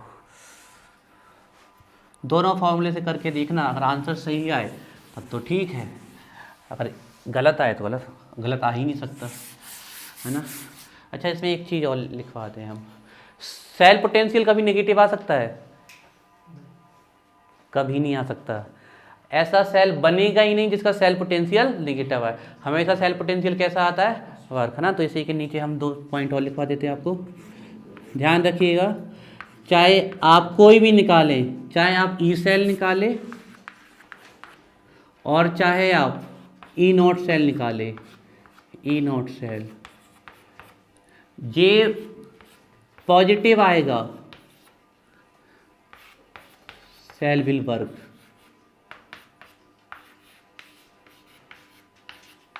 सेल काम करेगा। देखिए, बहुत ही प्रीसियस डेटा हैं। आप जब बहुत सारे कई मटेरियल के डेटा कलेक्ट करोगे तब ये कलेक्ट होते हैं, और ये अगर नेगेटिव हो गया, ऐसा सेल बनेगा ही नहीं, cell will not work, cell work नहीं करेगा, ये ध्यान रखिएगा। ई सेल ऑलवेज पॉजिटिव ही आएगा। आपसे कोई पूछ ले कौन सा सेल बनेगा कि नहीं बनेगा, आप उसका सेल पोटेंशियल निकाल लीजिए। अगर वो नेगेटिव आ रहा है तो वो सेल नहीं बनेगा, काम नहीं करेगा, और नहीं तो वो कर जाएगा। ठीक है, अब एक क्वेश्चन सॉल्व करके दिखाओ। ठीक है, ई नॉट सेल और ईएमएफ निकालना है आपको। ठीक है, क्या दिया गया है आपको? आपको दिया गया है जिंक +2 जिंक -0.76 वोल्ट, और ये दिया गया है, ध्यान रखिएगा, जिंक और कॉपर में से जो जिंक होता है वो ज़्यादा रिएक्टिव होता है, तो एनोड की तरह वर्क करता है। लेकिन ये अभी एनोड की वैल्यू नहीं दी गई है, ध्यान रखना। ये तो हमने बता दिया आपको कि जिंक और कॉपर का cell it is a galvanic cell. आपसे गैल्वेनिक सेल का वोल्टेज पूछ ले कोई तो अभी निकाल के दिखाते हैं। और ये Cu+2 से Cu, ध्यान से सुन लो, जिंक और कॉपर का सेल आएगा तो जिंक हमेशा एनोड की तरह वर्क करेगा और इसकी एनोड वाली वैल्यू आएगी। लेकिन क्वेश्चन में आपको उसने घुमा दिया, एनोड की वैल्यू नहीं दी है, आप चेक कर लीजिए। और ये है आपकी +0.34 वोल्ट। कैलकुलेट करके दिखाई जल्दी से। क्या ये सेल बनेगा? और बनेगा तो इसका सेल पोटेंशियल कितना होगा? निकालो सौम्या जल्दी। प्लस कहाँ दिया? वही तो क्वेश्चन है। नहीं, फिर से वही हम तुम्हें बता रहे हैं, समझ नहीं पाए आप लोग, वही तो दिक्कत है। देखो, जो सेल बना है उसमें ये एनोड की तरह ही काम कर रहा है, और जो कि जिंक का बना है, और एक कॉपर कैथोड की तरह ही वर्क कर रहा है, कैथोड की तरह ही वर्क कर रहा है। लेकिन क्वेश्चन में आपको उसकी एनोड वाली वैल्यू नहीं दी गई है, उसकी वो वाली वैल्यू दी गई कि अगर वो कैथोड की तरह वर्क करता तो उसकी वैल्यू क्या होती? ये वाली ये दी गई है। अरे तो अगर आपको एनोड वाली भी निकालनी है तो क्या दिक्कत है? +0.76 वोल्ट, अभी तो बताइए ट्रिक से हमने। कुछ ये एनोड की तरह, जिंक और कॉपर का सेल बनेगा तो जिंक एनोड की तरह ही वर्क करेगा, कॉपर कैथोड की तरह। लेकिन उसने आपके जिंक की एनोड की वैल्यू नहीं दी है, उसकी तब की वैल्यू दे दी जब वो कैथोड की तरह वर्क करेगा। तो अब आप लोग देख लो, आप चेक करो क्या दिया गया है। माइनस में आ ही नहीं सकती है, माइनस में कोई वैल्यू आ ही 1.1 वोल्ट, बिल्कुल राइट। 1 हम अभी करते हैं सॉल्व। एक क्वेश्चन और, दूसरा क्वेश्चन है Zn +2 है आपका 0.76 वोल्ट।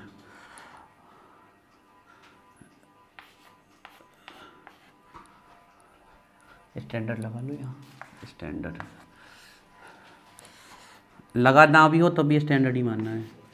और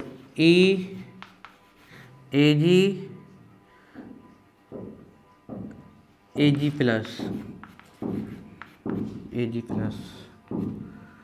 ये है -0.80 वोल्ट। चलो सॉल्व कर लो क्वेश्चन, चलिए कर लेते हैं, ठीक है सॉल्व। देखिए ई सेल निकालने का हमारे पास फॉर्मूला क्या है, ई कैथोड माइनस ई एनोड, लेकिन इन दोनों में दोनों के क्या रखने पड़ते हैं, एसआरपी। चेक करो कैथोड का, ये कैथोड की तरह वर्क करेगा, जिंक कॉपर में ए वाला हमेशा कैथोड की तरह वर्क करेगा, कैथोड की तरह वर्क करेगा। एसआरपी चाहिए इसका, इन दोनों के एसआरपी, इन फॉर्मूले में एसआरपी ही रखे जाते हैं। बताइए कैथोड पे है, इसका एसआरपी दिया कि एसओपी दिया है, एसआरपी देख के पता कर सकते हैं। इलेक्ट्रॉन ले रहा है तो आरपी और स्टैंडर्ड लगा है तो एसआरपी, तो इसका एसआरपी दिया गया है जो कि कितना है 0.34 वोल्ट, ठीक है, माइनस एनोड। एनोड का भी एसआरपी ही लगेगा इस केस में, ध्यान रखिएगा। इस फॉर्मूले में रखोगे तो दोनों के एसआरपी, क्या इसका एसआरपी दिया है, चेक कर लीजिए, प्लस से किस में जा रहा है, जिंक में, मतलब इलेक्ट्रॉन इसने क्या किए हैं, लिए हैं, तो इसका भी क्या दिया गया है, एसआरपी कितना है -0.6 वोल्ट।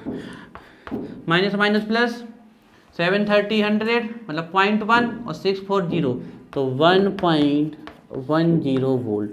ये आ गया आपका गैल्वेनिक सेल का सेल पोटेंशियल। जानते हो कॉपर जिंक कौन सा सेल है, गैल्वेनिक सेल का पोटेंशियल आया है ये आपका। अगर आपके ऑब्जेक्ट में कभी कोई पूछ ले तो गैल्वेनिक सेल का ई सेल है, गैल्वेनिक सेल पोटेंशियल। अब दूसरे फॉर्मूले से इसको निकाल के देखते हैं, दोनों से आएगा, बिल्कुल सही है। बस ध्यान रखना है कि जब इस फॉर्मूले से निकालोगे तो दोनों के साथ। अब इसमें बच्चा फंसता है, अरे सर ये तो एनोड की तरह वर्क करेगा, अरे भैया वो एनोड की तरह वर्क करे तो उसको कैथोड की वैल्यू दे दी, फॉर्मूले में रखनी, वो वर्क एनोड की तरह ही करेगा, लेकिन आपकी वैल्यू घुमा दी उसने। चलिए अब दूसरे फॉर्मूले से इसको सॉल्व करते हैं।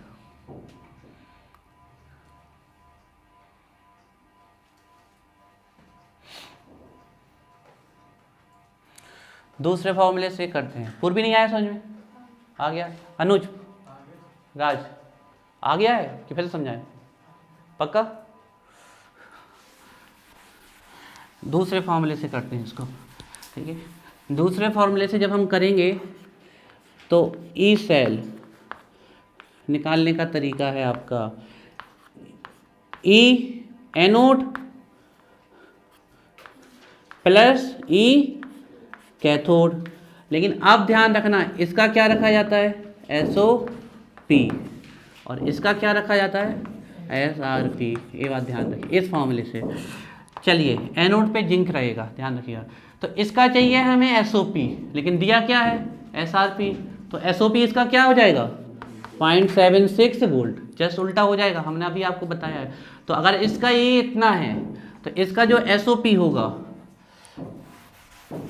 इसका जो SOP होगा, जो इसका SOP होगा दैट इज EZn प्लस 2, जो इसका SOP होगा वो होगा प्लस 0.76 वोल्ट जी, जस्ट उल्टा हो जाएगा, ठीक है।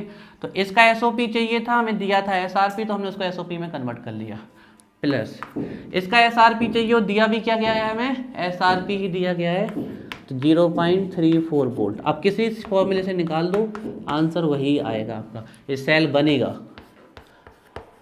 उस वाले का और निकाल लो फिर,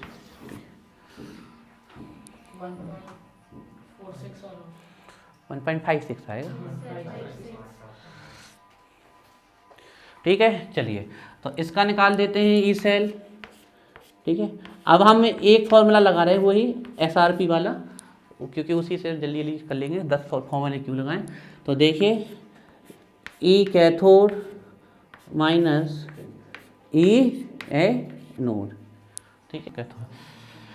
तो कैथोड का एसआरपी चाहिए, कैथोड का क्या दिया है, एसओपी दिया है, एसआरपी क्या हो जाएगा प्लस 0.80 वोल्ट है ना, माइनस। इसके बाद एनोड का चाहिए एसआरपी, क्या दिया गया है, एसओपी, तो ये हो जाएगा minus 0.76 volt, minus minus plus 8 और 7 150 और 0.6 तो 1.56 वोल्ट। ये आ गया आपके इस सेल का सेल पोटेंशियल। तो आप किसी भी सेल का सेल पोटेंशियल आप बड़ी आराम से निकाल सकते हैं। तो देखो ई सेल निकालना बहुत आसान है, लेकिन ई सेल निकालना नहीं है साल, उसके लिए तो बहुत बड़ा इक्वेशन आएगा। आप किसी का स्टैंडर्ड सेल पोटेंशियल तो निकाल सकते हो, लेकिन सेल पोटेंशियल नहीं निकाल, इसके लिए आएगा नॉन-नस्ट इक्वेशन।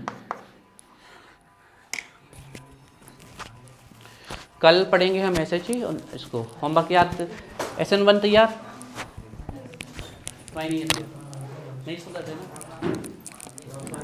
तैयार हम एक्सप्लेन तो थोड़ा सा पढ़ के आओ, कल करते हैं पक्का। कल संडे है तो कल फिजिकल और ऑर्गेनिक दोनों चलेगी। हाँ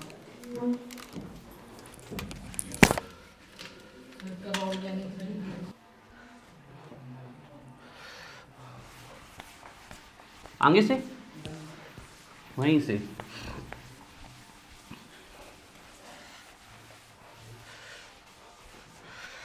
दिखाइए, उसी पैटर्न में लिखा दी। एक बार हिंट दीजिए हमें थोड़ी सी। तुम लोगों का कहाँ तक लिखा था, फॉर्मूले तक, फॉर्मूले तक। चलिए फॉर्मूले के बाद जो आपको फॉर्मूला लिखवाया था, उसके बाद वो बच्चे जो कल चले गए थे उनके लिए देखो माइक में साउंड आ रहा है। चलिए तो उस फॉर्मूले के बाद आपको ये फॉर्मूला लिखना है, आपको delta G equal minus N F E, ये एक फॉर्मूला लिखना है आपको। गिब्स फ्री एनर्जी का सेल पोटेंशियल के साथ ये रिलेशन होता है, लेकिन इस फॉर्मूले की जरूरत हमें नहीं पड़ेगी। जब स्टैंडर्ड कंडीशन में आप गिब्स फ्री एनर्जी चेंज लोगे स्टैंडर्ड कंडीशन में, तो फिर ये होता है n नंबर ऑफ आपके जो इलेक्ट्रॉन लॉस हो रहे हैं या गेन हो रहे हैं उसके नंबर होंगे आपके n। एफ फैराडे है तो ए बी कांस्टेंट वैल्यू है, ए बी कांस्टेंट वैल्यू है, क्योंकि हर रेडॉक्स रिएक्शन में इलेक्ट्रॉन्स के लॉस और गेन होने की जो टेंडेंसी होती है वो फिक्स होती है, कांस्टेंट। फैराडे भी कांस्टेंट है। तो जब स्टैंडर्ड कंडीशन में फ्री एनर्जी चेंज लगाओगे तो जो चीज़ कांस्टेंट है वो तो चेंज नहीं होगी, लेकिन सेल पोटेंशियल चेंज हो जाएगा, तो ये हो जाएगा स्टैंडर्ड सेल पोटेंशियल। तो अगर आपको गिब्स फ्री एनर्जी निकालने के लिए कह दिया जाए कि गिब्स फ्री एनर्जी चेंज निकालिए, तो पहले आपको ई सेल निकालना पड़ेगा, ई नॉट सेल। फैराडे आपको पता है 96500 coulomb, N number of electron loss और गेन एंड पर्टिकुलर रिएक्शन, वो हम देख लेंगे। और ई सेल निकालने का फॉर्मूला हमारे पास है।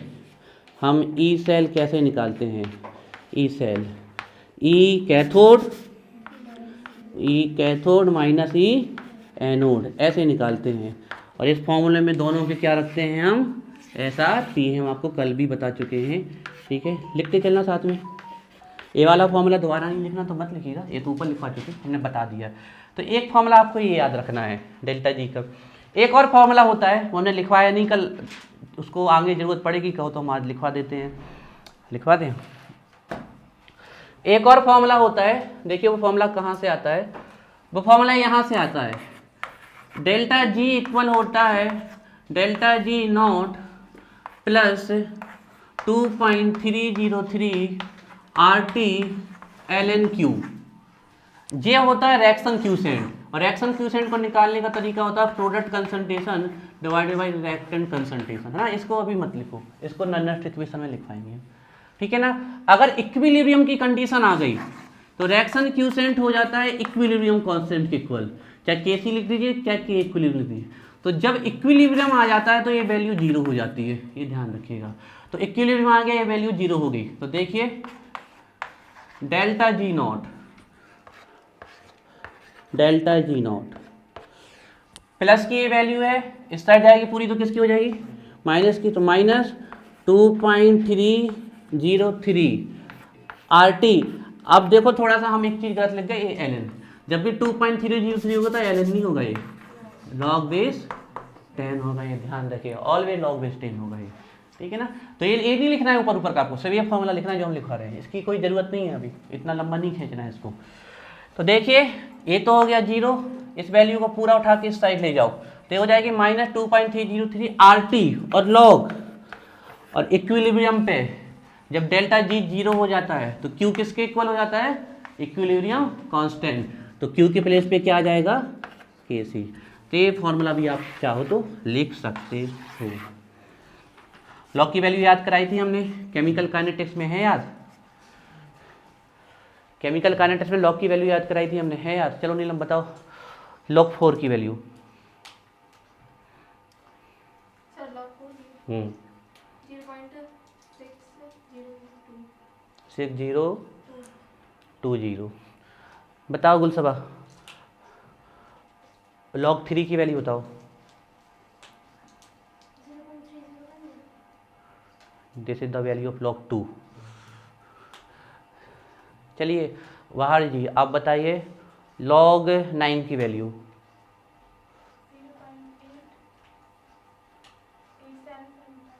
नहीं 0.845 या 0.84 लिख सकते हो, या 0.854। चलिए आयुषी जी बताइए log 1 की वैल्यू। log 1 की वैल्यू 0 होती है। चलिए पूर्वी जी आप बताइए log 10 की वैल्यू। log 10 की 1 होती है।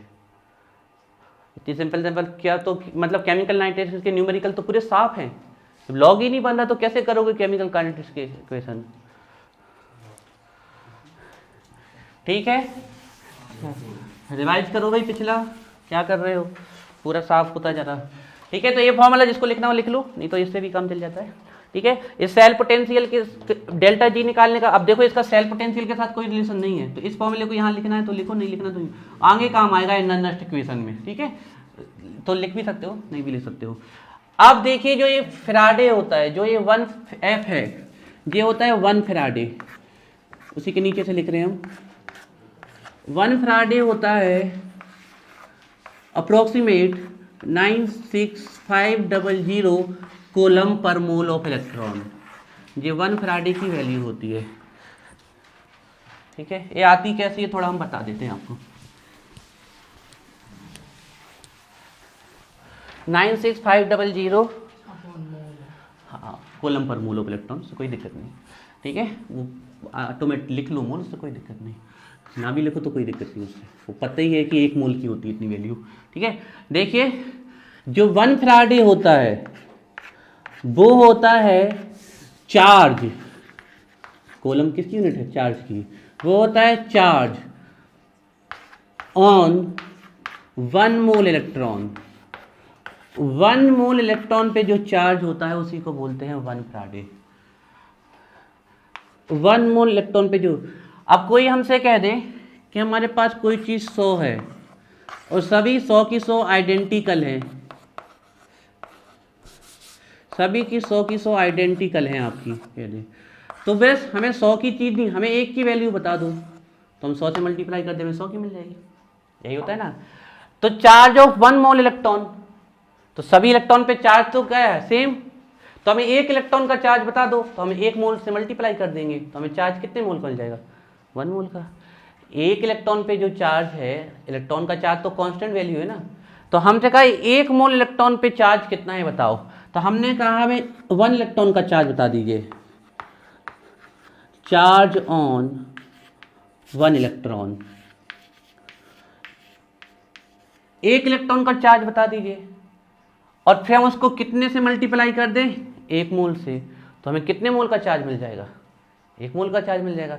जैसे हमने कहा कि 100 आइडेंटिकल वैल्यू हैं, 100 आइडेंटिकल ऑब्जेक्ट है, तो हमें 100 का पता करना है, तो 100 हर 100 का बताने की जरूरत नहीं, जब सबकी सब सेम है, हमें 1 का बता दें, हम 100 से मल्टीप्लाई कर देंगे, 100 का मिल जाएगा हमें, यही है ना। तो इसी प्रकार charge on 1 mole electron, 1 mole electron पे कितना चार्ज, तो हर बार एक इलेक्ट्रॉन इतना चार्ज थोड़ी जोड़ने की जरूरत है, इसलिए सिंपल है एक इलेक्ट्रॉन का चार्ज बताइए, चार्ज ऑन 1 इलेक्ट्रॉन बताइए आप हमें, एक इलेक्ट्रॉन पे चार्ज बताइए और 1 मोल की वैल्यू बताइए। 1 मोल इलेक्ट्रॉन कितने होंगे?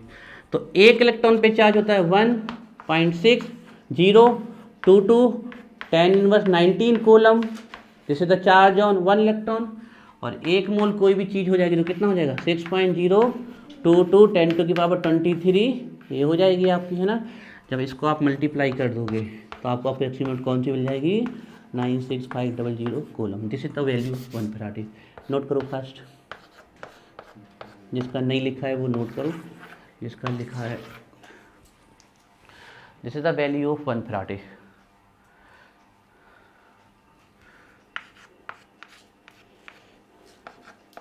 तो थ्योरी पोर्शन हमने कल यहीं पर रोका था, अब इसका न्यूमेरिकल्स कराए थे छोटे छोटे से, तो न्यूमेरिकल्स चलते हैं।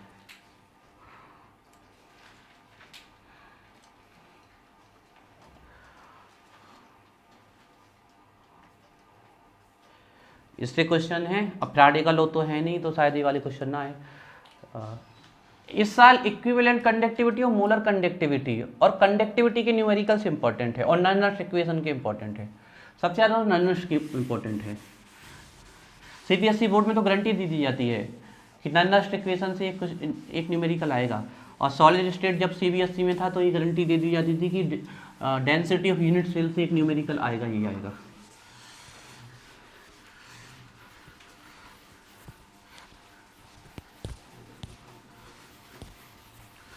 चलिए तो क्वेश्चन सॉल्व करें, पहले हम इन लोग की करा दें फिर आगे चलते हैं। तो जो बच्चे कल चले गए थे वो क्वेश्चन सॉल्व करके दिखाएं। ईएमएफ, इलेक्ट्रोमोटिव फोर्स और ई सेल निकाल के दिखाओ। तुम चली गई थी क्या उसी कल? चली गई थी, अच्छा।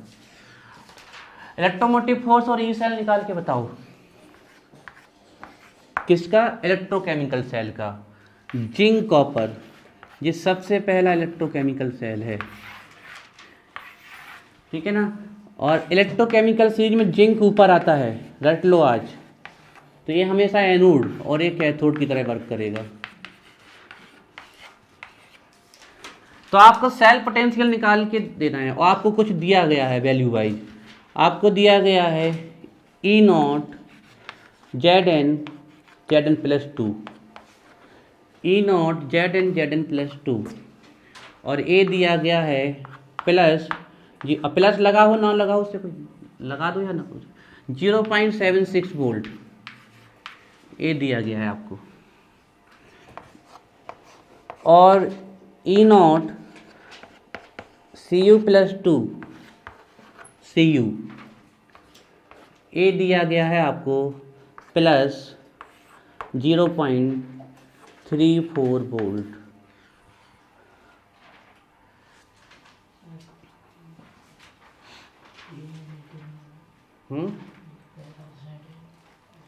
इसका रिडक्शन दिया ना, रिडक्शन इसका पॉजिटिव जेड एन वो एस आर पी नेगेटिव होगा इसका, ये तो एस ओ पी दिया ना हमने।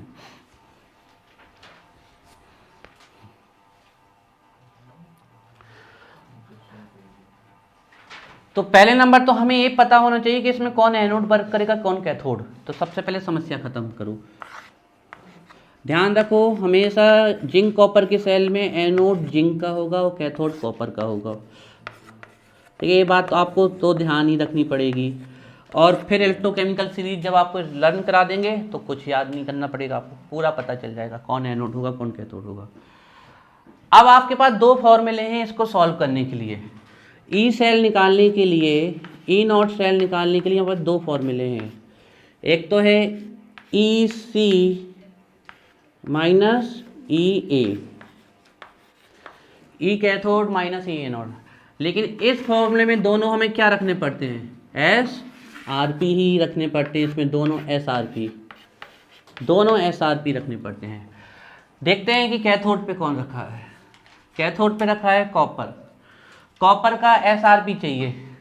देखिए एस तो यहाँ से दिख गया स्टैंडर्ड, ठीक है।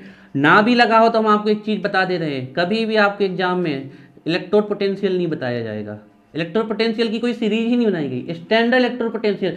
आपके सामने अगर ई बेस लिख दे, ECU+2 और CU, तो भी आप समझ जा, अगर दिया गया है तो वो स्टैंडर्ड ही दिया जाएगा। हाँ, निकालने के लिए कह सकते हैं वो नॉनस्ट इक्वेशन से निकलेगा, लेकिन अगर दी गई है कोई भी वैल्यू इलेक्ट्रोड की तो वो स्टैंडर्ड ही दी जाएगी, और कोई दूसरी दी ही नहीं जा सकती, क्योंकि दूसरी पता ही नहीं है, सब स्टैंडर्ड वैल्यू है हमारे पास, है ना। तो हमें देखा कि कैथोड पे कॉपर रखा जाएगा, कैसे पता, दिमाग से हमें याद रखना है इस बात को। अब हमें इसका SRP चाहिए, तो S तो ये है स्टैंडर्ड, देखते हैं RP है कि नहीं। देखो +2 से न्यूट्रल पे जा रहा है, मतलब इसने 2 इलेक्ट्रॉन लिए हैं, इसका मतलब क्या हुआ, इसका रिडक्शन, तो ये रिडक्शन हुआ तो रिडक्शन पोटेंशियल, मतलब ये SRP ही दिया गया है, SRP चाहिए हमें। तो देखिए कैथोड का SRP चाहिए कितना है, 0.34 माइनस। एनोड का भी SRP चाहिए हमें, एनोड पे रखा है जिंक का, स्टैंडर्ड तो दिख गया हमें, लेकिन यहाँ से RP नहीं दिख रहा हमें, रिडक्शन हमें यहाँ से ऑक्सीडेशन दिख रहा है, Zn+2 में जा रहा है, मतलब इलेक्ट्रॉन क्या किया उसने, लॉस। तो ये SOP दिया गया है। अब इसका SOP दिया गया है और हमें चाहिए इसका SRP, इसका हमें चाहिए SRP, मतलब हमें ये वाला चाहिए, जिंक+2 से किस में जाए, जिंक में जाए, ये वाला उल्टा हो चाहिए। तो इसका जो ये SRP है वो क्या हो जाएगा, -0.6 वोल्ट। एक चीज़ हम बता दें, सेल पोटेंशियल कभी नेगेटिव नहीं आ सकता, ये बात ध्यान रखिएगा, इट ऑलवेज पॉजिटिव। और अगर नेगेटिव आ जाए तो आप बड़े कॉन्फिडेंस से लिखाएगा the cell does not exist, ऐसा कोई सेल होगा ही नहीं, बनेगा ही नहीं, वर्क नहीं करेगा। सेल पोटेंशियल और EMF हमेशा पॉजिटिव वैल्यू होती है, ये बात ध्यान रखिए, कभी नेगेटिव नहीं हो सकती है। देखिए तो माइनस, और एनोड पे कितने हैं, -0.76 वोल्ट, माइनस माइनस प्लस 730 100 और 461, तो 1.10 वोल्ट, ये आ गया इसका ई सेल। तो आज के बाद आपसे कोई पूछ ले गैल्वेनिक सेल का इलेक्ट्रोड पोटेंशियल कौन है, तो आप निकाल भी सकते हो, रट भी गया हमें, 1.10 सेल, ये गैल्वेनिक सेल का सेल पोटेंशियल है।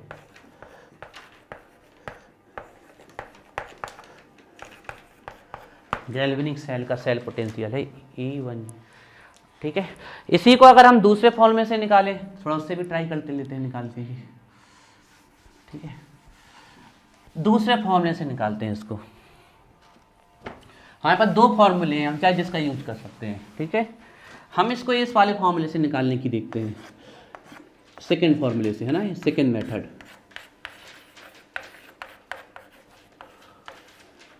सेकंड मेथड में हम जो ई सेल है वो इस फॉर्मूले से भी निकाल सकते हैं हम, आंसर कभी गलत नहीं आएगा, सेम आएगा, ई एनोड प्लस ई कैथोड, इससे। लेकिन अब इसका क्या लेंगे हम, SOP, और इसका क्या लेंगे, SRP लेंगे। चलिए, जिंक, एनोड पे जिंक रखा है, जिंक का चाहिए हमें SOP, देख लीजिए जिंक Zn+2 पे जा रहा है, ऑक्सीडेशन हो रहा है, स्टैंडर्ड लगा हुआ है, तो SOP दिया गया है, तो 0.76 प्लस। कॉपर का चाहिए, कैथोड में जो रखा उसका SRP, देख लीजिए कॉपर +2 से कॉपर में जा रहा है, SRP दिया गया है, तो 0.34 वोल्ट, आंसर वही आ गया, 1.10 वोल्ट। चाहे आप उस फॉर्मूले से निकाल लीजिए, चाहे इस फॉर्मूले से निकाल लीजिए, दोनों से आंसर आपके सेम ही आएंगे, ठीक है, चाहे आप उस फॉर्मूले से ऐसे। अब एक फॉर्मूला, एक क्वेश्चन और हमने दिया था, वो हम आप लोगों को दे रहे, करके दिखाओ हमें, बोलना करूँगी इस क्वेश्चन, जिंक और सिल्वर का दिया था ना। तो एक नेक्स्ट क्वेश्चन है,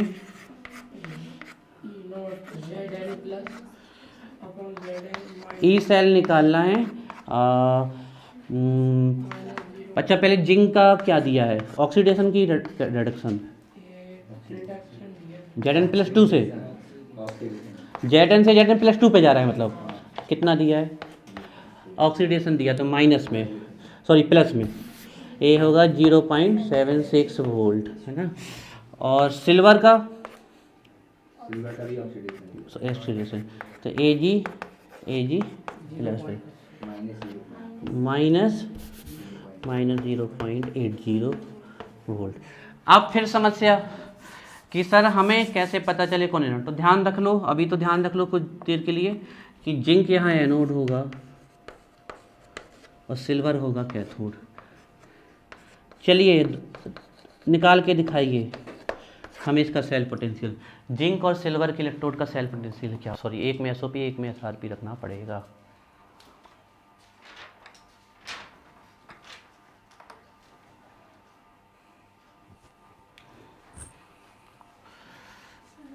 आ गया, बताओ फिर कितना है। Yes 1.56 volt is right.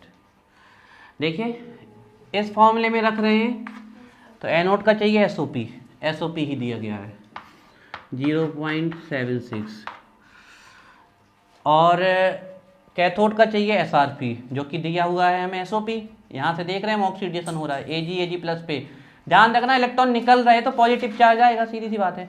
तो ये ओपी और ये स्टैंडर्ड, तो ये भी एसओपी दिया गया, लेकिन हमें चाहिए एसआरपी। तो एसआरपी के लिए क्या करेंगे, प्लस करके लिखेंगे तो 0.80, 8 7 15 और 6 तो 156। वो वाला भी कर सकते, उससे भी कर दे रहे हो। हाँ वही दोनों से एक ही आएगा। तो ये 1.56 वोल्ट आ गया आपका ई सेल, ठीक है। अब ये वाले सर क्या ये क्वेश्चन आएंगे एग्जाम में आपके, लगभग हम कह सकते हैं कि लगभग नहीं आएंगे ये वाले, लेकिन ई सेल निकालने के लिए आएगा। और ई सेल जब तक नहीं निकाल सकोगे आप, जब तक आपको नॉन इक्वेशन नहीं आता। और नॉन इक्वेशन में आप ई सेल और ई नॉट सेल दोनों, जब तक ई नॉट सेल नहीं निकालोगे ई सेल नहीं निकाल सकते आप। तो हमें ई नॉट सेल निकालना आना चाहिए, नहीं तो हम नॉन इक्वेशन सॉल्व नहीं कर पाएंगे, क्योंकि ई सेल निकालने के लिए नॉन इक्वेशन में ई नॉट सेल का पता होना बहुत जरूरी है। इस फॉर्मूले से लिख लें, इस फॉर्मूले से देख लें, अगर दोनों के एसआरपी चाहिए, दोनों के एसआरपी चाहिए, कैथोड पे चाहिए एसआरपी, दिया हुआ है एसओपी, तो प्लस करके लिखो 0.80 माइनस। एनोड पे चाहिए एसआरपी, दिया है एसओपी, उल्टा करके लिखो minus 0.76, minus minus plus 1.56 volt, answer वही आ गया हमारा। तो दोनों में से किसी भी फॉर्मूले से निकाल सकते हो। तो ये तो हमने अभी तक आज की कोई चर्चा ही नहीं की, ये तो पूरी कल की चर्चा थी, इतनी देर 15 मिनट पिछली चर्चा कराई है। अब हम चल रहे हैं आगे, ठीक है, अगले टॉपिक में।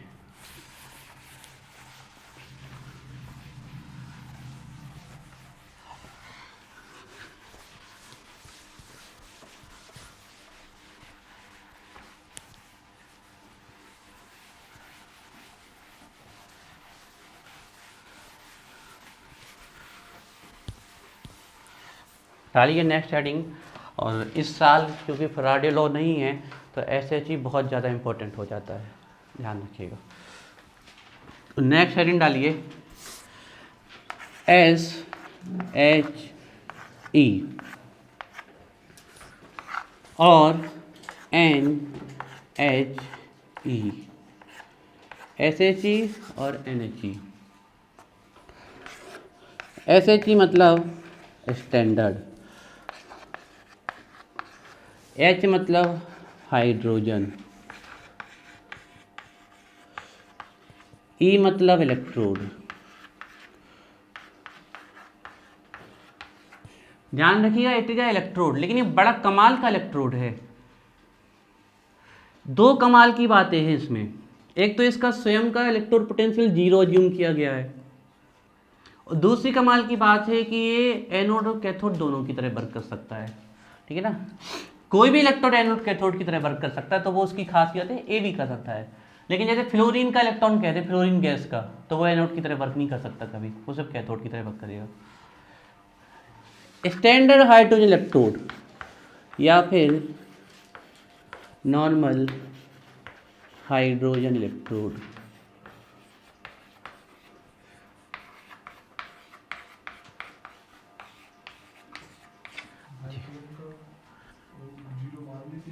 अज्यूम हाँ अज्यूम किया गया, जीरो होता नहीं है, अज्यूम किया गया, माना गया है जीरो। स्टैंडर्ड हाइड्रोजन इलेक्ट्रोड और नॉर्मल हाइड्रोजन इलेक्ट्रोड, देखिए इलेक्ट्रोड तो हम जान चुके हैं थोड़ा बहुत। इलेक्ट्रोड दो प्रकार के हो सकते हैं, एक एनोड दूसरा कैथोड। एनोड में हमेशा ऑक्सीडेशन होता है, कैथोड में हमेशा रिडक्शन। अब वो एनोड की तरह वर्क कर रहा है तो उसमें एक ही इलेक्ट्रॉन एनोड और कैथोड दोनों की तरह वर्क करता है।